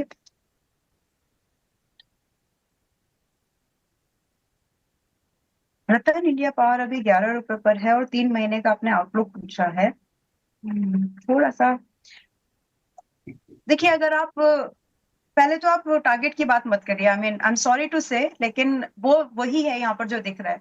पहले आप यहाँ पर एक स्टॉप लॉस डिफाइन कर लीजिए। यहाँ पर आपका 10 रुपए 60 पैसे का एक स्टॉप लॉस है, जो कि इसके नीचे स्टॉक को होल्ड नहीं करना है अगर आप पहले से एक पोजीशन में हैं, या फिर फ्रेश लॉन्ग पोजीशंस की बात कर रहे हैं तो, because that's what I can see on the price. अभी दूसरा जो इसमें मैं टारगेट की एक्सपेक्टेशन रख रही हूँ, 11 रुपए 90 पैसे का एक टारगेट आपको मिलेगा, और अभी ये 11 रुपए 13 पैसे के चल रहा है। तो 11 रुपए 90 पैसे इज द फर्स्ट टारगेट, और जो दूसरा टारगेट स्ट्रेच हमको मिल सकता है वो 12 रुपए 50 पैसे का है। तो 3 महीने के हिसाब से ये दो भाव हैं जो आपको आते हुए दिखेंगे, और स्टॉप लॉस प्लीज जो बताया उसको फॉलो कीजिएगा। आपको बता दूं, इंडस टावर्स में मजबूती और एक्सटेंड होती हुई दिखी है, 3% के आसपास होगी है। पीएसपी प्रोजेक्ट जो कि कल 16% चला था, आज उसमें मुनाफा वसूली और बढ़ गई है आगे, 4.5% के आसपास की गिरावट फिलहाल स्टॉक में देखने को अब मिल रही है। अच्छा, दो स्टॉक्स देखिए मैम जरा, आपकी स्क्रीन के ऊपर क्या बता रहे हैं। एक है सिरमा एसजीएस और दूसरा है केन्स टेक्नोलॉजी। ये दोनों ही ईएमएस वाले काउंटर्स हैं, इलेक्ट्रॉनिक मैन्युफैक्चरिंग सर्विसेज वाले। 5% सिरमा एसजीएस ऊपर है, 792 का भाव है। और केन्स टेक्नोलॉजीज ये बड़ा काउंटर है, इन टर्म्स ऑफ प्राइसिंग 7,000 के आसपास का लेवल है। वॉल्यूम यहाँ पे भी 3 लाख हो गया, अगर सिरमा में 7.25 लाख का वॉल्यूम है। तो इन दोनों स्टॉक्स में क्या हो रहा है मैम, ये जो अपमूव बन रहा है, ये क्या कुछ नए अपमूव की तैयारी है? देखिए, आप मुझे केन्स एक बार स्क्रीन पर और दिखा देंगे तो अच्छा रहेगा। और सिरमा अभी के 790 के पास में है। KAYNES। Yes, thank you. जो सिरमा है अभी आज के डेट में 790 पर है, एंड डेफिनेटली इसमें एक बेट तो बनती है, but with a limited exposure, क्योंकि रनअप बहुत अच्छा हुआ है। स्टॉक में वीकनेस जैसा तो कुछ भी नहीं है, और ये जो अभी मूव हुआ वो एक हेल्दी करेक्शन या फिर इसको एक हेल्दी पुल बैक है। दो चीजों पर हमको यहाँ पर ध्यान रखना है कि कम समय में बड़ा मूव हुआ है, वन थिंग, और इसकी वजह से जो इसका जो प्रॉफिट है कंपनी के पास में, उससे दुगना ये मल्टीपल चार्ज कर रहा है। तो ये जो कॉम्बिनेशन होता है, ये ट्रिगर करता है प्रॉफिट बुकिंग, अगर आपके रिजल्ट्स अच्छे नहीं आए तो। अब यहाँ पर अगर हम ईयर ऑन ईयर बेस की बात करें तो प्रॉफिट है। तो ये चीज सेंटिमेंट्स की अगर मैं बात करूं तो यहाँ पर अगर प्रॉफिट इस क्वार्टर में भी अच्छा आता है तो यहाँ से रिबाउंड देखने के लिए ज्यादा मिलेगा। तो ये चीज, तीन एस्पेक्ट्स मैंने यहाँ पर अभी डिस्कस किए हैं ताकि हम ये जज कर सके कि स्टॉक में अगला मूव क्या हो सकता है। So on the technical aspect अगर हम बात करें अभी, तो लगभग इसका स्टॉप लॉस बनता है, पहली बात तो सिरमा में 990 790 के पास में आया जा सकता है, करंट प्राइस पर बायर बन सकते हैं। स्टॉप लॉस जो यहाँ पर हम रख के चलेंगे बहुत ही छोटा, क्लोज टू नियरेस्ट सपोर्ट वो होगा 730 का।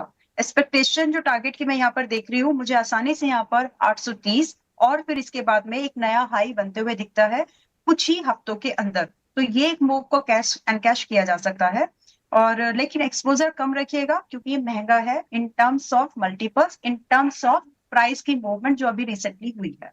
नाउ कैंस टेक जो अगर हम बात करें तो क्लोज टू 7,000 ये अभी चल रहा है, फ्रेश बैंक का नजरिया बनता है, और यहाँ पर आपका जो स्टॉप लॉस है वो लगभग आपको आएगा 6,650 का, जो कि पुराना रिसेंट सपोर्ट जहां से स्टॉक अभी अभी रिबाउंड हुआ था। और जहां हम टारगेट की एक्सपेक्टेशन रख सकते हैं करंट भाव पर अगर बायर बन रहे हैं तो 7,230 का एक पहला टारगेट एक्सपेक्ट करें, और लगभग आप 7,500 का एक दूसरा टारगेट एक्सपेक्ट करिए। जैसे ही 7,500 यानी 7,500 निकल जाता है, फर्स्ट टारगेट पर ट्रेल करके बैठ जाएं, और ताकि इसमें जो नए हाई की पॉसिबिलिटीज है वो आपकी पॉकेट में आ सके, आपके पोर्टफोलियो पर आ सके। तो ये एक नजरिया है केन्स का। परफेक्ट है। ओके, इस बीच आपको बता दें राजेश कोठारी जी हमारे प्राइम मेंबर है, कह रहे गुड मॉर्निंग संदीप जी। अच्छा, उसके बाद सवाल भी लिखा है दोबारा से, कह रहे जिलेट है मेरे पास 8,612 रुपए के रेट पर 26 क्वांटिटी, एचसीएल टेक 148 1558 का रेट है। Sir I want to hold these stocks for long term, are good portfolio stocks, मतलब ये पूछना चाह रहे हैं लंबी अवधि के लिए होल्ड करना चाह रहे हैं, क्या इनका व्यू सही है या पोर्टफोलियो में रखने लायक स्टॉक्स हैं? इन्होंने गैलेंट इस्पात बोला है क्या? नहीं नहीं, जिलेट जिलेट ओके ओके। 8,612 रुपए का प्राइस है। मुझे स्क्रीन पर दिखा देंगे क्या संदीप जी प्लीज, क्योंकि कुछ स्टॉक्स ऐसे हैं जिनको मैं पहली बार देख रही हूँ। तो वो एक जिलेट इंडिया है क्या? जी जी जी।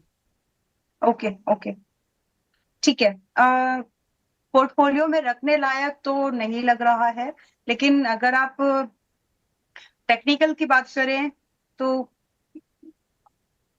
मतलब अगर मेरा एक नजरिए पे पूछ रहे हैं आप, तो मेरे हिसाब से ये थोड़ा सा और स्लाइड होगा, और ये लगभग आपको 8,700 तक जाते हुए दिखेगा। तो आप उसके हिसाब से डिसाइड कर लीजिए। हालांकि वो क्वालिटी वाला स्टॉक नहीं लग रहा जिसको हम लोग रख सकें, बट यहाँ से हमें 8,700 से एक रिबाउंड देखने के लिए मिल सकता है, तो वहां पर अगर आप एड ऑन करना चाहें तो कर सकते हैं। रही बात मतलब पोर्टफोलियो लायक तो नहीं लग रहा है। हाउस होल्ड पर्सनल प्रोडक्ट्स अभी मैं समझ गई, इसको रखने लायक नहीं है। I mean you can avoid it. अगर आप प्रॉफिट में तो बुक करिए, या फिर अगर फ्रेश बाइक की बात कर रहे हैं तो 8,700 के आसपास ही। अच्छा ठीक है, इनके पास एचसीएल टेक भी है ma'am. HCL tech, HCL tech is अभी 1,500 के आसपास है, इसको रख सकते हैं। और ओवरऑल अगर मैं आईटी की बात करूं तो आईटी में तो मतलब I am positive as of now. जितनी ज्यादा इंप्रूवमेंट होगी, चांसेस बनेंगे कि आईटी जो है बहुत अच्छा रिटर्न दे सकता है। It may out perform the Nifty index also. Well, अभी 1,540 के आसपास ये चल रहा है, बायेबल है अगर आप फ्रेश बाइंग करने का प्लान कर रहे हैं। और अगर आप इसमें टारगेट की पॉसिबिलिटीज पूछ रहे हैं डाउन द लाइन 1 ईयर का, आपने पोर्टफोलियो की बात की है, तो डाउन द लाइन 1 ईयर का जो व्यू यहाँ पर बनता है, यहाँ पर आपको लगभग 1,540 है अभी की डेट में, 1,700 और लगभग आपको 1,850, ये दो भाव आते हुए दिखेंगे। बहुत ज्यादा लाइकली है। और जो स्टॉप लॉस यहाँ पर आप रख के चले वो लगभग 1,320 का एक स्टॉप लॉस जरूर मेंटेन करिएगा। इस बीच आपको बता दूं कि बाजार में लोअर लेवल से आगे खरीदारी, अब जो 26,000 का लेवल हम बात कर रहे थे ना कि की रेजिस्टेंस है बाजार के लिए, वो लेवल अब डिसाइसिवली पार होता हुआ दिख रहा है। 26,030 के आसपास हम है। 63 पॉइंट के गेन्स है फिलहाल निफ्टी में। सेंसेक्स में 250 अंकों का जंप है और 150 अंकों के आसपास निफ्टी बैंक में तेजी आ गई है। तो अच्छा खासा जंप है जो कि अब बाजार में लोअर लेवल से खरीदारी के रूप में दिखा है। तो मैम मैं आपकी एक्सपायरी से जुड़ी हुई स्ट्रैटेजी या फिर बाजार में अगर कोई अच्छा ट्रेड बन रहा हो इंडेक्स वाइज वो उसका वेट कर रहा हूँ कि कुछ अगर आप हमारे दर्शकों के लिए हाईलाइट ओके, कर दें आज एक्सपायरी के दिन के लिए तो वो बहुत अच्छा ठीक है। होगा। बहरहाल खरीदारी बाजार में जरूर लौटती हुई दिखी। आप कुछ कह रही हैं शायद। जी, तो एक ट्रेड है, मैं क्योंकि अगर मैं नहीं भी हूँ तो भी आपका इसमें गेन बन जाए, इस हिसाब से मैं ट्रेड शेयर कर रही हूँ ताकि आपको परेशान नहीं होना पड़े। आई मीन जब इसमें आपका पैसा लग जाए तो परेशान ना हो। तो मैं हेज ट्रेड पसंद करती हूँ जब मैं नहीं हूँ तब। तो आपका यहाँ पर 26,100 का कॉल देखिए, एक स्ट्रैडल पोजीशन है जिसमें कि वेरी लाइकली है कि आपको गेन बन जाएगा। 26,100 का कॉल 4th ऑफ नवंबर की एक्सपायरी एंड 26,000 का put option 4th of November की एक्सपायरी। तो ये एक स्ट्रैडल पोजीशन है जिसमें कि हमारी जो टोटल कॉस्ट आज की डेट में आ रही है 26,100, 4 नवंबर चल रहा है अभी 190 पे, और 26,000 का पुट 4 नवंबर अभी चल रहा है 135 पर। तो टोटल जो कॉस्ट है वो लगभग उसमें आती है 135 प्लस 10 325 के आसपास यहाँ पर हमारी कॉस्ट है। एंड यहाँ जो हम टारगेट की एक्सपेक्टेशन रख सकते हैं लगभग 450 रुपए का पहला टारगेट, कंबाइंड टारगेट्स है। 400 रुपए जैसे ही दोनों स्ट्राइक्स का आपको एक टोटल दिखे तो वो आपका एक टारगेट बनता है 400 रुपए। देन 450, 500 एंड अप टू 650 तक इस पूरे वीक में आपको ये टारगेट्स मिल सकते हैं। और अगर जिस तरह की एक्सपेक्टेशन हम रख रहे हैं आज के मार्केट में, अगर सपोर्ट ब्रीच आई मीन जो लेवल अगर 26,000 का सस्टेन हो जाता है तो बहुत चांसेस है कि अगर ये आज भी आपको टारगेट्स देके जाए। इनके सपोर्ट भी टूटता है तो भी आप बचे रहेंगे और इसमें टारगेट बन जाएंगे। तो मेरे हिसाब से इसको कंसीडर किया जा सकता है। स्टॉप लॉस जो मेंटेन करना है संदीप जी, दोनों में जो हमारी टोटल कॉस्ट है 325 की है, इस स्ट्रेटेजी में इन जनरल जो स्टॉप लॉस है फर्स्ट टारगेट की कंपैरेटिवली बड़ा होता है। तो यहाँ पर जो हमारा टोटल स्टॉप लॉस मैं यहाँ पर लेकर के चलूंगी वो होगा लगभग 150 पॉइंट का। यानी ये इसलिए रखा जाता है ताकि आप उस पूरे मूव को जो है कैप्चर कर सके। तो 175 रुपए का स्टॉप लॉस हो गया। हाँ, अगर दोनों स्ट्राइक्स का टोटल 175 पर पहुंच रहा है तो वो हमारा एग्जिट पॉइंट बन जाएगा। 325 अगर दोनों की कॉस्ट है तो 175 रुपए दोनों की मिला के अगर कॉस्ट रह जाए यानी कि इतनी वो रह कीमत रह जाए। जाए दोनों की। हाँ हाँ वही जी, मैं हाँ कह रहा जी, हूँ। मिलाकर हाँ जी। दोनों की जॉइंट है। थोड़ा ये मैं लेवल्स नोट मैंने कर लिए हैं लेकिन इसको सुनना भी पड़ेगा आपको कि 26,100 का कॉल आपने 190 पर लिया 4 नवंबर की एक्सपायरी वाला और 26,000 की पुट आपने ले ली 135 रुपए की। तो कंबाइंड कॉस्ट आपकी आ गई 25 रुपए की। तो कॉस्ट भी कंबाइंड है, आपका टारगेट भी कंबाइंड है, स्टॉप लॉस भी कंबाइंड है। तो दोनों का आप जब खरीद रहे हैं दोनों को एक स्ट्रैडल आप फॉर्म कर रहे हैं तो 400 रुपए कंबाइंड पहला टारगेट है दोनों का मिलाकर, 450 दूसरा, 500 650 तक ये जा सकता है और कंबाइंड स्टॉप लॉस भी आपका 175 रुपए का है। तो ये लेवल्स आपको स्क्रीन पर भी चलते हुए दिख जाएंगे। मैंने लेवल सही नोट किए ना मैम? बिल्कुल सही किए हैं। और मतलब आप ये भी एक्सपेक्ट करें कि आज भी टारगेट बन सकते हैं। ये सिर्फ हमने स्विंग को इसमें इसलिए कन्वर्ट किया है ताकि मैं अगर नहीं भी हूं तो आपको पैनिक ना हो। मतलब जब इसमें क्योंकि ऑप्शंस जो है थोड़े परेशान करते हैं, तो एक बार अगर ट्रेड लग गया है तो आपको फिर देखने की जरूरत नहीं है। उतना मूव मार्केट में हो जाएगा एक हफ्ते के अंदर में कि इसमें टारगेट आपको मिल जाएंगे आसानी से। ठीक है, परफेक्ट है, ओके डन है। स्वप्निल जंगम जी का सवाल ले रहा हूँ मैम मैं। ये कह रहे हैं कि please get me view on KRBL. Buying price है 385 रुपए का और पैरादीप भी है इनके पास 195 पर खरीदा हुआ, पैरादीप फॉस्फेट। पारादीप, अच्छा पारादीप जो है ना, पारादीप पासपोर्ट, ये हमारे दिवाली पिक्स में से एक है। मतलब इस दिवाली से अगली दिवाली तक का वादा वाला जो एक सीरीज मैंने किया था उसमें एक स्टॉक पिक था। वेल अभी केआरबीएल जो है आज के डेट में 378 के पास में है। तो देखिए आज और इसमें थोड़ा सा हो सकता है कि ये थोड़ा सा और स्लाइड हो, बट जो एक आउटलुक बनता है वो पॉजिटिव है। तो नजरिए पर डिपेंड करता है कि आप इसको कितने समय के लिए देख रहे हैं। If you are an investor और आप इसको कम से कम 3 महीने, इन्वेस्टर 3 महीने का नहीं होता, 3 क्वार्टर से लेकर के अगर आप इसको 5 क्वार्टर्स तक की नजरिए से देख रहे हैं जी, तो आप इसमें डेफिनेटली आज की डेट में ग्रेजुअल मोड पर बाय कर सकते हैं, जिसमें कि आप ये जरूर ध्यान से समझे जो मेरा अगला स्टेटमेंट रहने वाला है कि ये भी 378 पर है and you should be aware and ready for it कि अगर 360 के आसपास आए तो थोड़ा बहुत आपको वहां पर एड ऑन करना पड़ेगा। इन अदर वर्ड्स, जो भी आपने केआरबीएल के लिए सोचा है उसको आप पार्ट्स में इनिशिएशन करें, ना कि एट वंस गो में। ठीक है, तो 378 से 350 के आसपास की ये जो रेंज बनती है 30-25 पॉइंट की, ये बायबल रेंज बनती है, एक्यूमुलेशन जोन बनता है। नाउ इसमें जो स्टॉप लॉस में हम मेंटेन करके चलेंगे वो स्टॉप लॉस छोटा ही है एट 340, बट कंपेरेटिवली जो टारगेट बनते हैं, पहले ही टारगेट आपको 405 का पहला टारगेट एंड दूसरा आपको लगभग 440 के, ये दो टारगेट आपको मिल सकते हैं शॉर्ट टर्म के अंदर भी, अगर हम 3 क्वार्टर्स की अगर हम बात करें। इसके बाद आप इसको ट्रेल करिएगा और when you are getting an investor into any script, quarterly result को बहुत बारीकी से नोटिस करिए। तो इसके क्वार्टरली रिजल्ट को एक बार जरूर देख लीजिएगा, अगर रिजल्ट अच्छे नहीं आते इन एनी वेज तो फिर वहां से एग्जिट का प्लान करें, अदरवाइज नहीं। और सेक्टर की कंपैरिजन में आज की डेट में ये महंगा बिल्कुल नहीं है। और अगर दूसरी एक और चीज देखें तो कहीं ना कहीं इस कंपनी में प्रॉफिटेबिलिटी भी है। तो टेक्निकल चार्ट, फाइनेंशियल्स एंड जो इसकी वैल्यूएशन है वो कॉन्फिडेंस देती है इन्वेस्टर पॉइंट ऑफ व्यू से। ठीक है, परफेक्ट है। तो एक इन्होंने केआरबीएल पूछा था, आई थिंक दूसरा भी इनके पास कोई स्टॉक था। पारादीप। हाँ, पारादीप 195 का है जी, पारादीप 170 का है।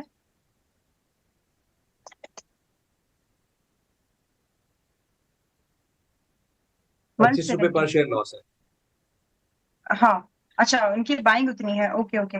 तो देखिए इसमें आपको नजरिया, जी, इसमें आपको थोड़ा सा ना नजरिया बड़ा रखना पड़ेगा, तभी जाकर के इसमें बात बनेगी। तो आज की डेट में कितना और स्लाइड हो सकता है, हम उस पर ज्यादा बात करेंगे रादर की एक साल में या फिर अगले कुछ महीनों में कितना जा सकता है।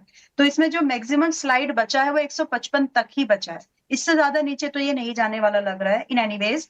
तो आप ये समझ के चले कि अगर 155 पर बाय चांस आ जाए, हिम्मत करके अगर आप चाहें तो थोड़ा बहुत एड ऑन कर सकते हैं, एवरेज कर सकते हैं, उससे पहले नहीं। नाउ इसमें जो टारगेट बनते हैं कुछ ही समय की अगर हम बात करें तो 195 ऑनवर्ड्स अप टू 230 तक के तो गेन्स इसमें आते हुए लगते हैं। तो आप इसको थोड़ा सा लंबा नजरिया कर लीजिए, अवधि थोड़ी सी जो है आपके दिमाग में उसको थोड़ा स्ट्रेच कीजिए, क्योंकि आपकी बाइंग से ही काफी नीचे आ गया है। इसका सीधा सीधा मतलब ये है कि आपने स्टॉप लॉस मेंटेन नहीं किया है, तो जब उसकी सजा जो है प्राइस देता है, आई मीन मतलब मैं इसको हार्ड वे में नहीं बोलना चाहती, इसलिए मैंने स्माइल के साथ बोल दिया है। तो कोई भी स्टॉक में अगर आप एंट्री बना रहे हैं तो stop loss is something that is defined. Target तो प्रोबेबिलिटी है, स्टॉप लॉस डिफाइंड है। तो उस चीज को जब आप समझ लेंगे तो आप अच्छे से मैनेज कर पाएंगे। ठीक है, ओके। श्याम विजय जी हमारे एक प्राइम मेंबर ही है, कह रहे हैं गुड मॉर्निंग सर, रिलायंस इस लेवल में बाय कर सकते हैं क्या? 3 मंथ्स व्यू है, प्लीज एडवाइस। तो रिलायंस इंडस्ट्रीज पे तो हम शुरू से ही बात कर रहे हैं, बीच में मैंने आपसे पूछा ही था। तो श्याम विजय जी, आई होप अगर आप स्टार्टिंग से हमारे साथ कार्यक्रम में हैं तो आपके सवाल का जवाब आपको ऑलरेडी मिल चुका होगा। शंकर सिंह जी का सवाल ले रहा हूँ, कह रहे हैं प्रणाम Sandeep ji, VLA ma'am, Vikram solar 352 रुपए पर है, जेएसडब्ल्यू इंफ्रा 322 पर ले रखे हैं, 1100 शेयर है मैम इनके पास, 6 मंथ का व्यू है, पूछ रहे हैं कि होल्ड करो या फिर एग्जिट करो। इन्होंने जेएसडब्ल्यू इंफ्रा लिया है ना? जी, 322 रुपए पर। 322 पर, ठीक है, बहुत ज्यादा नुकसान में नहीं है। और नजरिया कितने दिन का दिया संदीप जिन्होंने? 3 महीने का? 6 मंथ का व्यू कह रहे हैं। 6 महीने का, ओके। तो 6 महीने के डाउन द लाइन तो देखिए जेएसडब्ल्यू इंफ्रा में, जेएसडब्ल्यू इंफ्रा आज की डेट में 396 पर है, 296 पर है, एंड यहाँ से थोड़े बहुत ही सही लेकिन रिबाउंड के चांसेस है। तो आप इसको 285 के स्टॉप लॉस के साथ रखें। 285 का stop loss is more than enough, इससे ज्यादा नीचे रखने की जरूरत नहीं है। तो इसके साथ आप इसको 6 महीने के आउटलुक पर रख सकते हैं, जिसमें कि आपको पहले टारगेट अगर रिबाउंड होकर के ये निकलता है वापस आपका 305 के ऊपर क्लोजिंग बेस पर, तो आपको यहाँ से टारगेट ओपन हो जाते हैं ऑनवर्ड 330 टू 370। तो चांसेस तो हैं, लेकिन आपको स्टॉप लॉस 285 का फॉलो करना होगा स्ट्रिक्टली, क्योंकि स्टॉक काफी अभी बीच में है। तो यहाँ से आपको मेक और ब्रेक वाला सिचुएशन है। तो 285 is more than enough as an stop loss. दूसरा स्टॉक आपने दिया है विक्रम सोलार। विक्रम सोलार देखिए, जी जी, तो 330 के पास में है एंड रिसेंट लिस्टेड कंपनी है। यहाँ पर भी अगर हम देखें तो क्लोज टू अपने ओपन प्राइस के जो आईपीओ वाला प्राइस है वहां तक आ गई है। अब यहाँ से चांसेस बनते हैं कि अगर फ्रेश इन्वेस्टमेंट किसी को प्लान करनी है, आपने 6 महीने का ऑलरेडी आपकी होल्डिंग है, लेकिन मैं आज की डेट में लोगों को ये कैसा दिख रहा है उस पर बात करूंगी तो आपको आपका सवाल का जवाब मिल जाएगा। तो आज की डेट में जब हम इसमें देख रहे हैं तो कहीं ना कहीं एक बाइंग पोजीशन लेने लायक ये स्टॉक बन रहा है करंट प्राइस पॉइंट पर। तो मेरे हिसाब से 330 के पास में एक बार थोड़ा बहुत और कंसोलिडेशन जरूर होगा, लेकिन यहाँ से हमें एक रीबाउंड होते हुए मिलेगा। इसमें जो मैक्सिमम रेंज हमको ट्रेड होते हुए दिख सकती है डाउन साइड के लिए, अब ज्यादा बची नहीं है। आप ये समझे कि ये 320 तक, हद से हद 320 तक और आ सकता है। इसके बाद यहाँ पर चांसेस है कि ये रिबाउंड हो।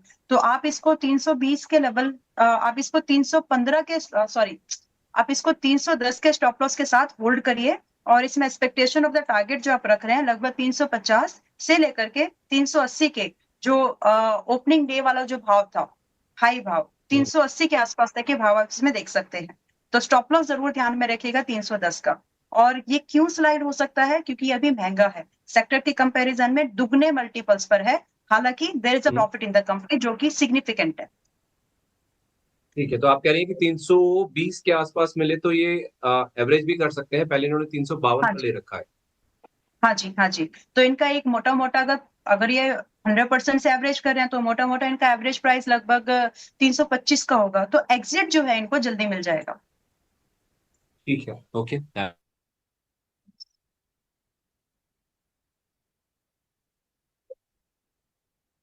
जी,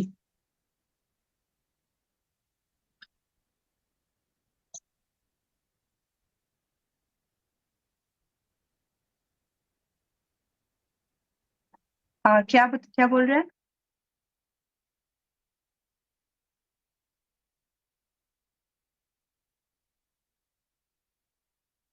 देखिए, जो बैंक निफ्टी में जो सॉरी निफ्टी का जो हम लोगों ने ये ट्रेड आज डिस्कस किया है, बिकॉज इस मंथली एक्सपायरी, तो बहुत लाइकली है जितने भी यूजर्स इसमें हैं, तो बहुत लाइकली है कि आपका जो पहला टारगेट है अप्रोक्सीमेट 400 के आसपास ये आज ही हो जाएगा। तो जो भी लोग प्रॉफिट बुकिंग को कंसीडर करना चाहें इंट्राडे में ही, वो लोग अपने प्रॉफिट को आज के आज भी कंसीडर कर सकते हैं। ठीक है। और कोई स्टॉक्स अगर ओवरऑल निफ्टी इंडेक्स की अगर हम देखें थोड़ा अभी के लिए, तो निफ्टी इंडेक्स आज के डेट में 25,950 के पास में अभी चल रहा है, 970 के पास में 25,970।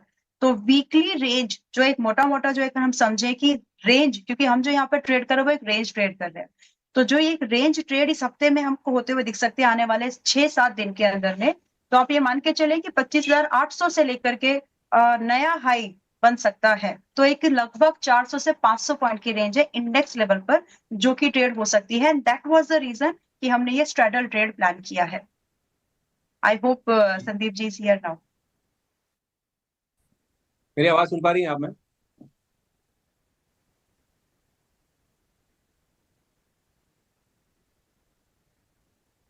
मेरी थोड़ा टेक्निकल इशू था, इस वजह से मेरी आवाज आप तक नहीं पहुंच पा रही थी। मैंने अभी अंबर सिंघा जी का सवाल पढ़ा था आपके सामने, ये हमारे प्राइम मेंबर हैं। इनके पास कला मंदिर है 190 पर, और Eris infra ERIS Eris infra है 166 रुपए पर बाइंग है।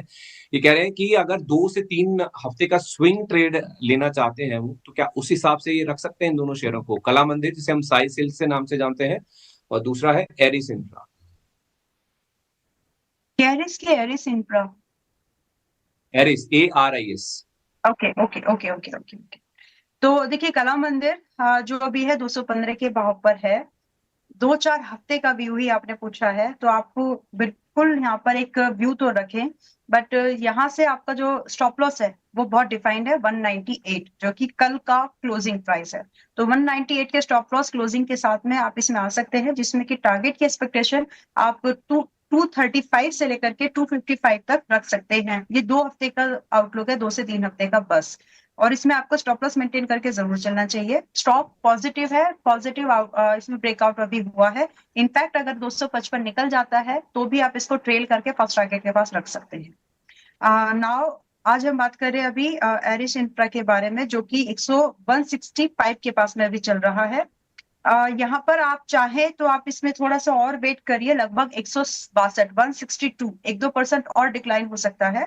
तो 162 के आसपास आप यहाँ पर बायर बन सकते हैं, जिसमें कि आपका जो स्टॉप लॉस मेंटेन करेंगे 155 का है, जिसमें टारगेट आपको लगभग 175 से लेकर के 183 के मैक्सिमम मिल सकता है। ये हायर साइड है, इससे ज्यादा की एक्सपेक्टेशन नहीं है, लेकिन अगर आप इसको अवॉइड भी करना चाहें तो अवॉइड भी कर सकते हैं।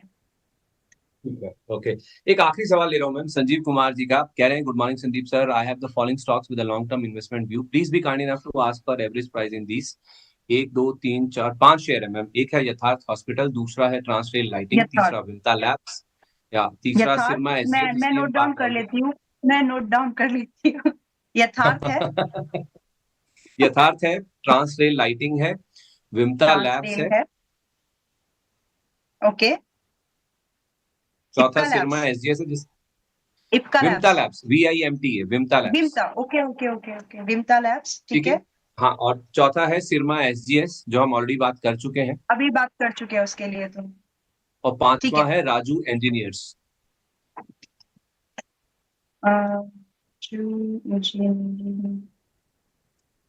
ओके, गॉट दैट, इनके पास ये ठीक है। पांचों सारे रखे स्टॉक हुए हैं, लॉन्ग टर्म के लिए रखे हैं सारे। कह रहे हैं कि क्या इनमें मैं एवरेज कर सकता हूँ? यथार्थ में कर सकते हैं। यथार्थ समथिंग जो कि आपको और एक अच्छी साइड अपसाइड की मूवमेंट करेगा, बिकॉज इसका जो बिजनेस लाइन है, मतलब वो बहुत ही ऑब्वियस है, उसमें आपको बहुत, I mean, go for it. अगर आपको इसमें एवरेजिंग करनी है कर सकते हैं, प्रॉफिट भी है कंपनी में। और रही बात वैल्यूएशन, तो वैल्यूएशन तो डेफिनेटली है, लेकिन इसमें स्कोप बहुत है ग्रो करने के लिए, तो यथार्थ में कर सकते हैं। ट्रांसरेल आज के डेट में 732 पर है, मत करिए इसको, आप एज इट इज, जैसा भी है एज इट इज ही रख सकते हैं। विमता लैब्स 670 के पास में है। और विमता लैब में एक चीज और देखना था कि इसका करंट वैल्यूएशन, करंट भाव पर खरीदने की जरूरत नहीं है, जितना है उतना ही रखिए, यथार्थ में ही सिर्फ अभी आप फिलहाल देख सकते हैं। राजू इंजीनियरिंग अगर आप देखें तो 86 के पास में है, इसमें डेफिनेटली आप थोड़ा बहुत एड ऑन कर सकते हैं, क्योंकि करंट प्राइस, वैल्यूएशन एंड जो भी इसके फाइनेंशियल फ्रंट पर, ये सब चीजें थोड़ा सा कंफर्टेबल हैं, ज्यादा महंगे नहीं है बाकी दो स्टॉक जिनके लिए मना किया है। तो मेरे हिसाब से राजू इंजीनियरिंग एंड यथार्थ में, इन दोनों में एड ऑन किया जा सकता है। बाकी आप ट्रांसरेल को और विमता लैब को जैसा है एज इट इज रखिए। चलिए ठीक है, परफेक्ट है। तो 10 बज चुके हैं। समय कैसे बीत जाता है आपसे बातचीत करते करते, दर्शकों का सवाल लेते लेते पता नहीं चला। मैम, आपने एक्सपायरी की स्ट्रैटेजी तो हमें बता दी, जो अभी स्क्रीन पर चल भी रही थी, 26,100 वाला कॉल लेना, 26,000 का पुट लेना है। कोई स्टॉक स्पेसिफिक आइडियाज भी हैं आपके माइंड में जो आपने अपने मेंबर्स के साथ शेयर किए हैं? फिर मैं शो को वाइंड अप करूँ। देखिए, मैंने टीसीएस में लॉन्ग पोजीशंस देख करके है, बोथ आई मीन स्टॉक्स में भी, cash, I mean stock option, stock futures and cash. तो अगर टीसीएस को कोई कंसीडर करना चाहे तो इसको कंसीडर कर सकते हैं। टीसीएस अभी लगभग चल रहा है 3000, नवंबर सीरीज करना होगा, अभी अक्टूबर सीरीज में नहीं जाना है, आज ही एक्सपायरी है। तो इसमें हम फीचर्स में ले रहा है? 2900 की, यस, तो 29 डिपेंड करता है, मतलब किसके पास कितने फंड्स हैं। ऑप्शन ज्यादा रिस्की होते अच्छा हैं अच्छा। अगर आप, यस, ऑप्शन ज्यादा रिस्की होते हैं अगर आप, मुझे सिर्फ मेरे पॉइंट ऑफ व्यू से, अगर क्योंकि हम एक महीने की बात कर रहे हैं, तो मैं हेज ट्रेड ज्यादा पसंद करूंगी, जिसमें कि उनका रिस्क भी कम हो जाएगा और जो मूवमेंट होना है प्राइस पर उसमें उनका फायदा भी हो जाएगा। तो आई प्रिफर कि टीसीएस का फ्यूचर आप लॉन्ग करें। मैं उसको एक्सप्लेन भी कर देती हूँ प्राइस वाइज एग्जैक्ट कितने पर चल रहा है। टीसीएस नवंबर फ्यूचर अभी चल रहा है 3088 पर, 388 के प्राइस पर अभी। और टीसीएस का आपका 3100 का पुट ऑप्शन, एक सेकेंड, हाँ, तो आपका टीसीएस का 3000 का जो, एक बार 3000 और देखेंगे, बढ़िया, ठीक है। तो टीसीएस नवंबर सीरीज में हम लोग फ्यूचर में लॉन्ग का एक व्यू है, लेकिन उसको हेज करना है ताकि आपको दो बेनिफिट हो, तो वोलेटिलिटी से आप बच जाएंगे और आपको मार्जिन बेनिफिट भी मिलेगा। तो लॉन्ग फ्यूचर को करने के साथ हम लोग नवंबर सीरीज में 3000 का पुट ऑप्शन भी बाय करेंगे। तो नेट नेट जो हमारी कॉस्टिंग लगभग बनती है वो आपको 50-60 हजार में ये ट्रेड आपका बन जाएगा। तो इसमें नवंबर फ्यूचर में जो हमारे टारगेट मैं यहाँ पर देख रही हूँ, आराम से हमें स्पॉट चार्ट पर अगर बात, फ्यूचर चार्ट पर अगर हम बात करें तो हमको आसानी से 3160, 3160 का भाव मिलेगा, जिसमें कि हमारा पहला टारगेट जो है, आसानी से अगर मैं नेट नेट की बात करूं तो अप्रोक्सीमेटली हमें 30 से 40 पॉइंट पहले टारगेट पर मिलने वाले हैं नेट में। तो 3160 is a first target. 3200 is the second target, 3200 and लगभग 3280 इज द थर्ड टारगेट। तो इन 3 टारगेट्स के लिए एक मंथ का नजरिया बना करके टीसीएस में लॉन्ग हुआ जा सकता है। ठीक है, और उसके सामने 3000 की पुट साथ में ले लें, राइट? यस, तो दोनों चीजें होंगी, आपका जो हेज भी हो जाएगा और आपका मार्जिन भी बेनिफिट हो जाएगा। तो मैं चाहे मैं रहूं या नहीं रहूं, आपको टारगेट बता दिए हैं, मतलब मैं शो में आपको टारगेट के हिसाब से आप अपने प्रॉफिट बुकिंग जरूर कर लीजिएगा, क्योंकि ये मोमेंटम कम समय में होने वाला है।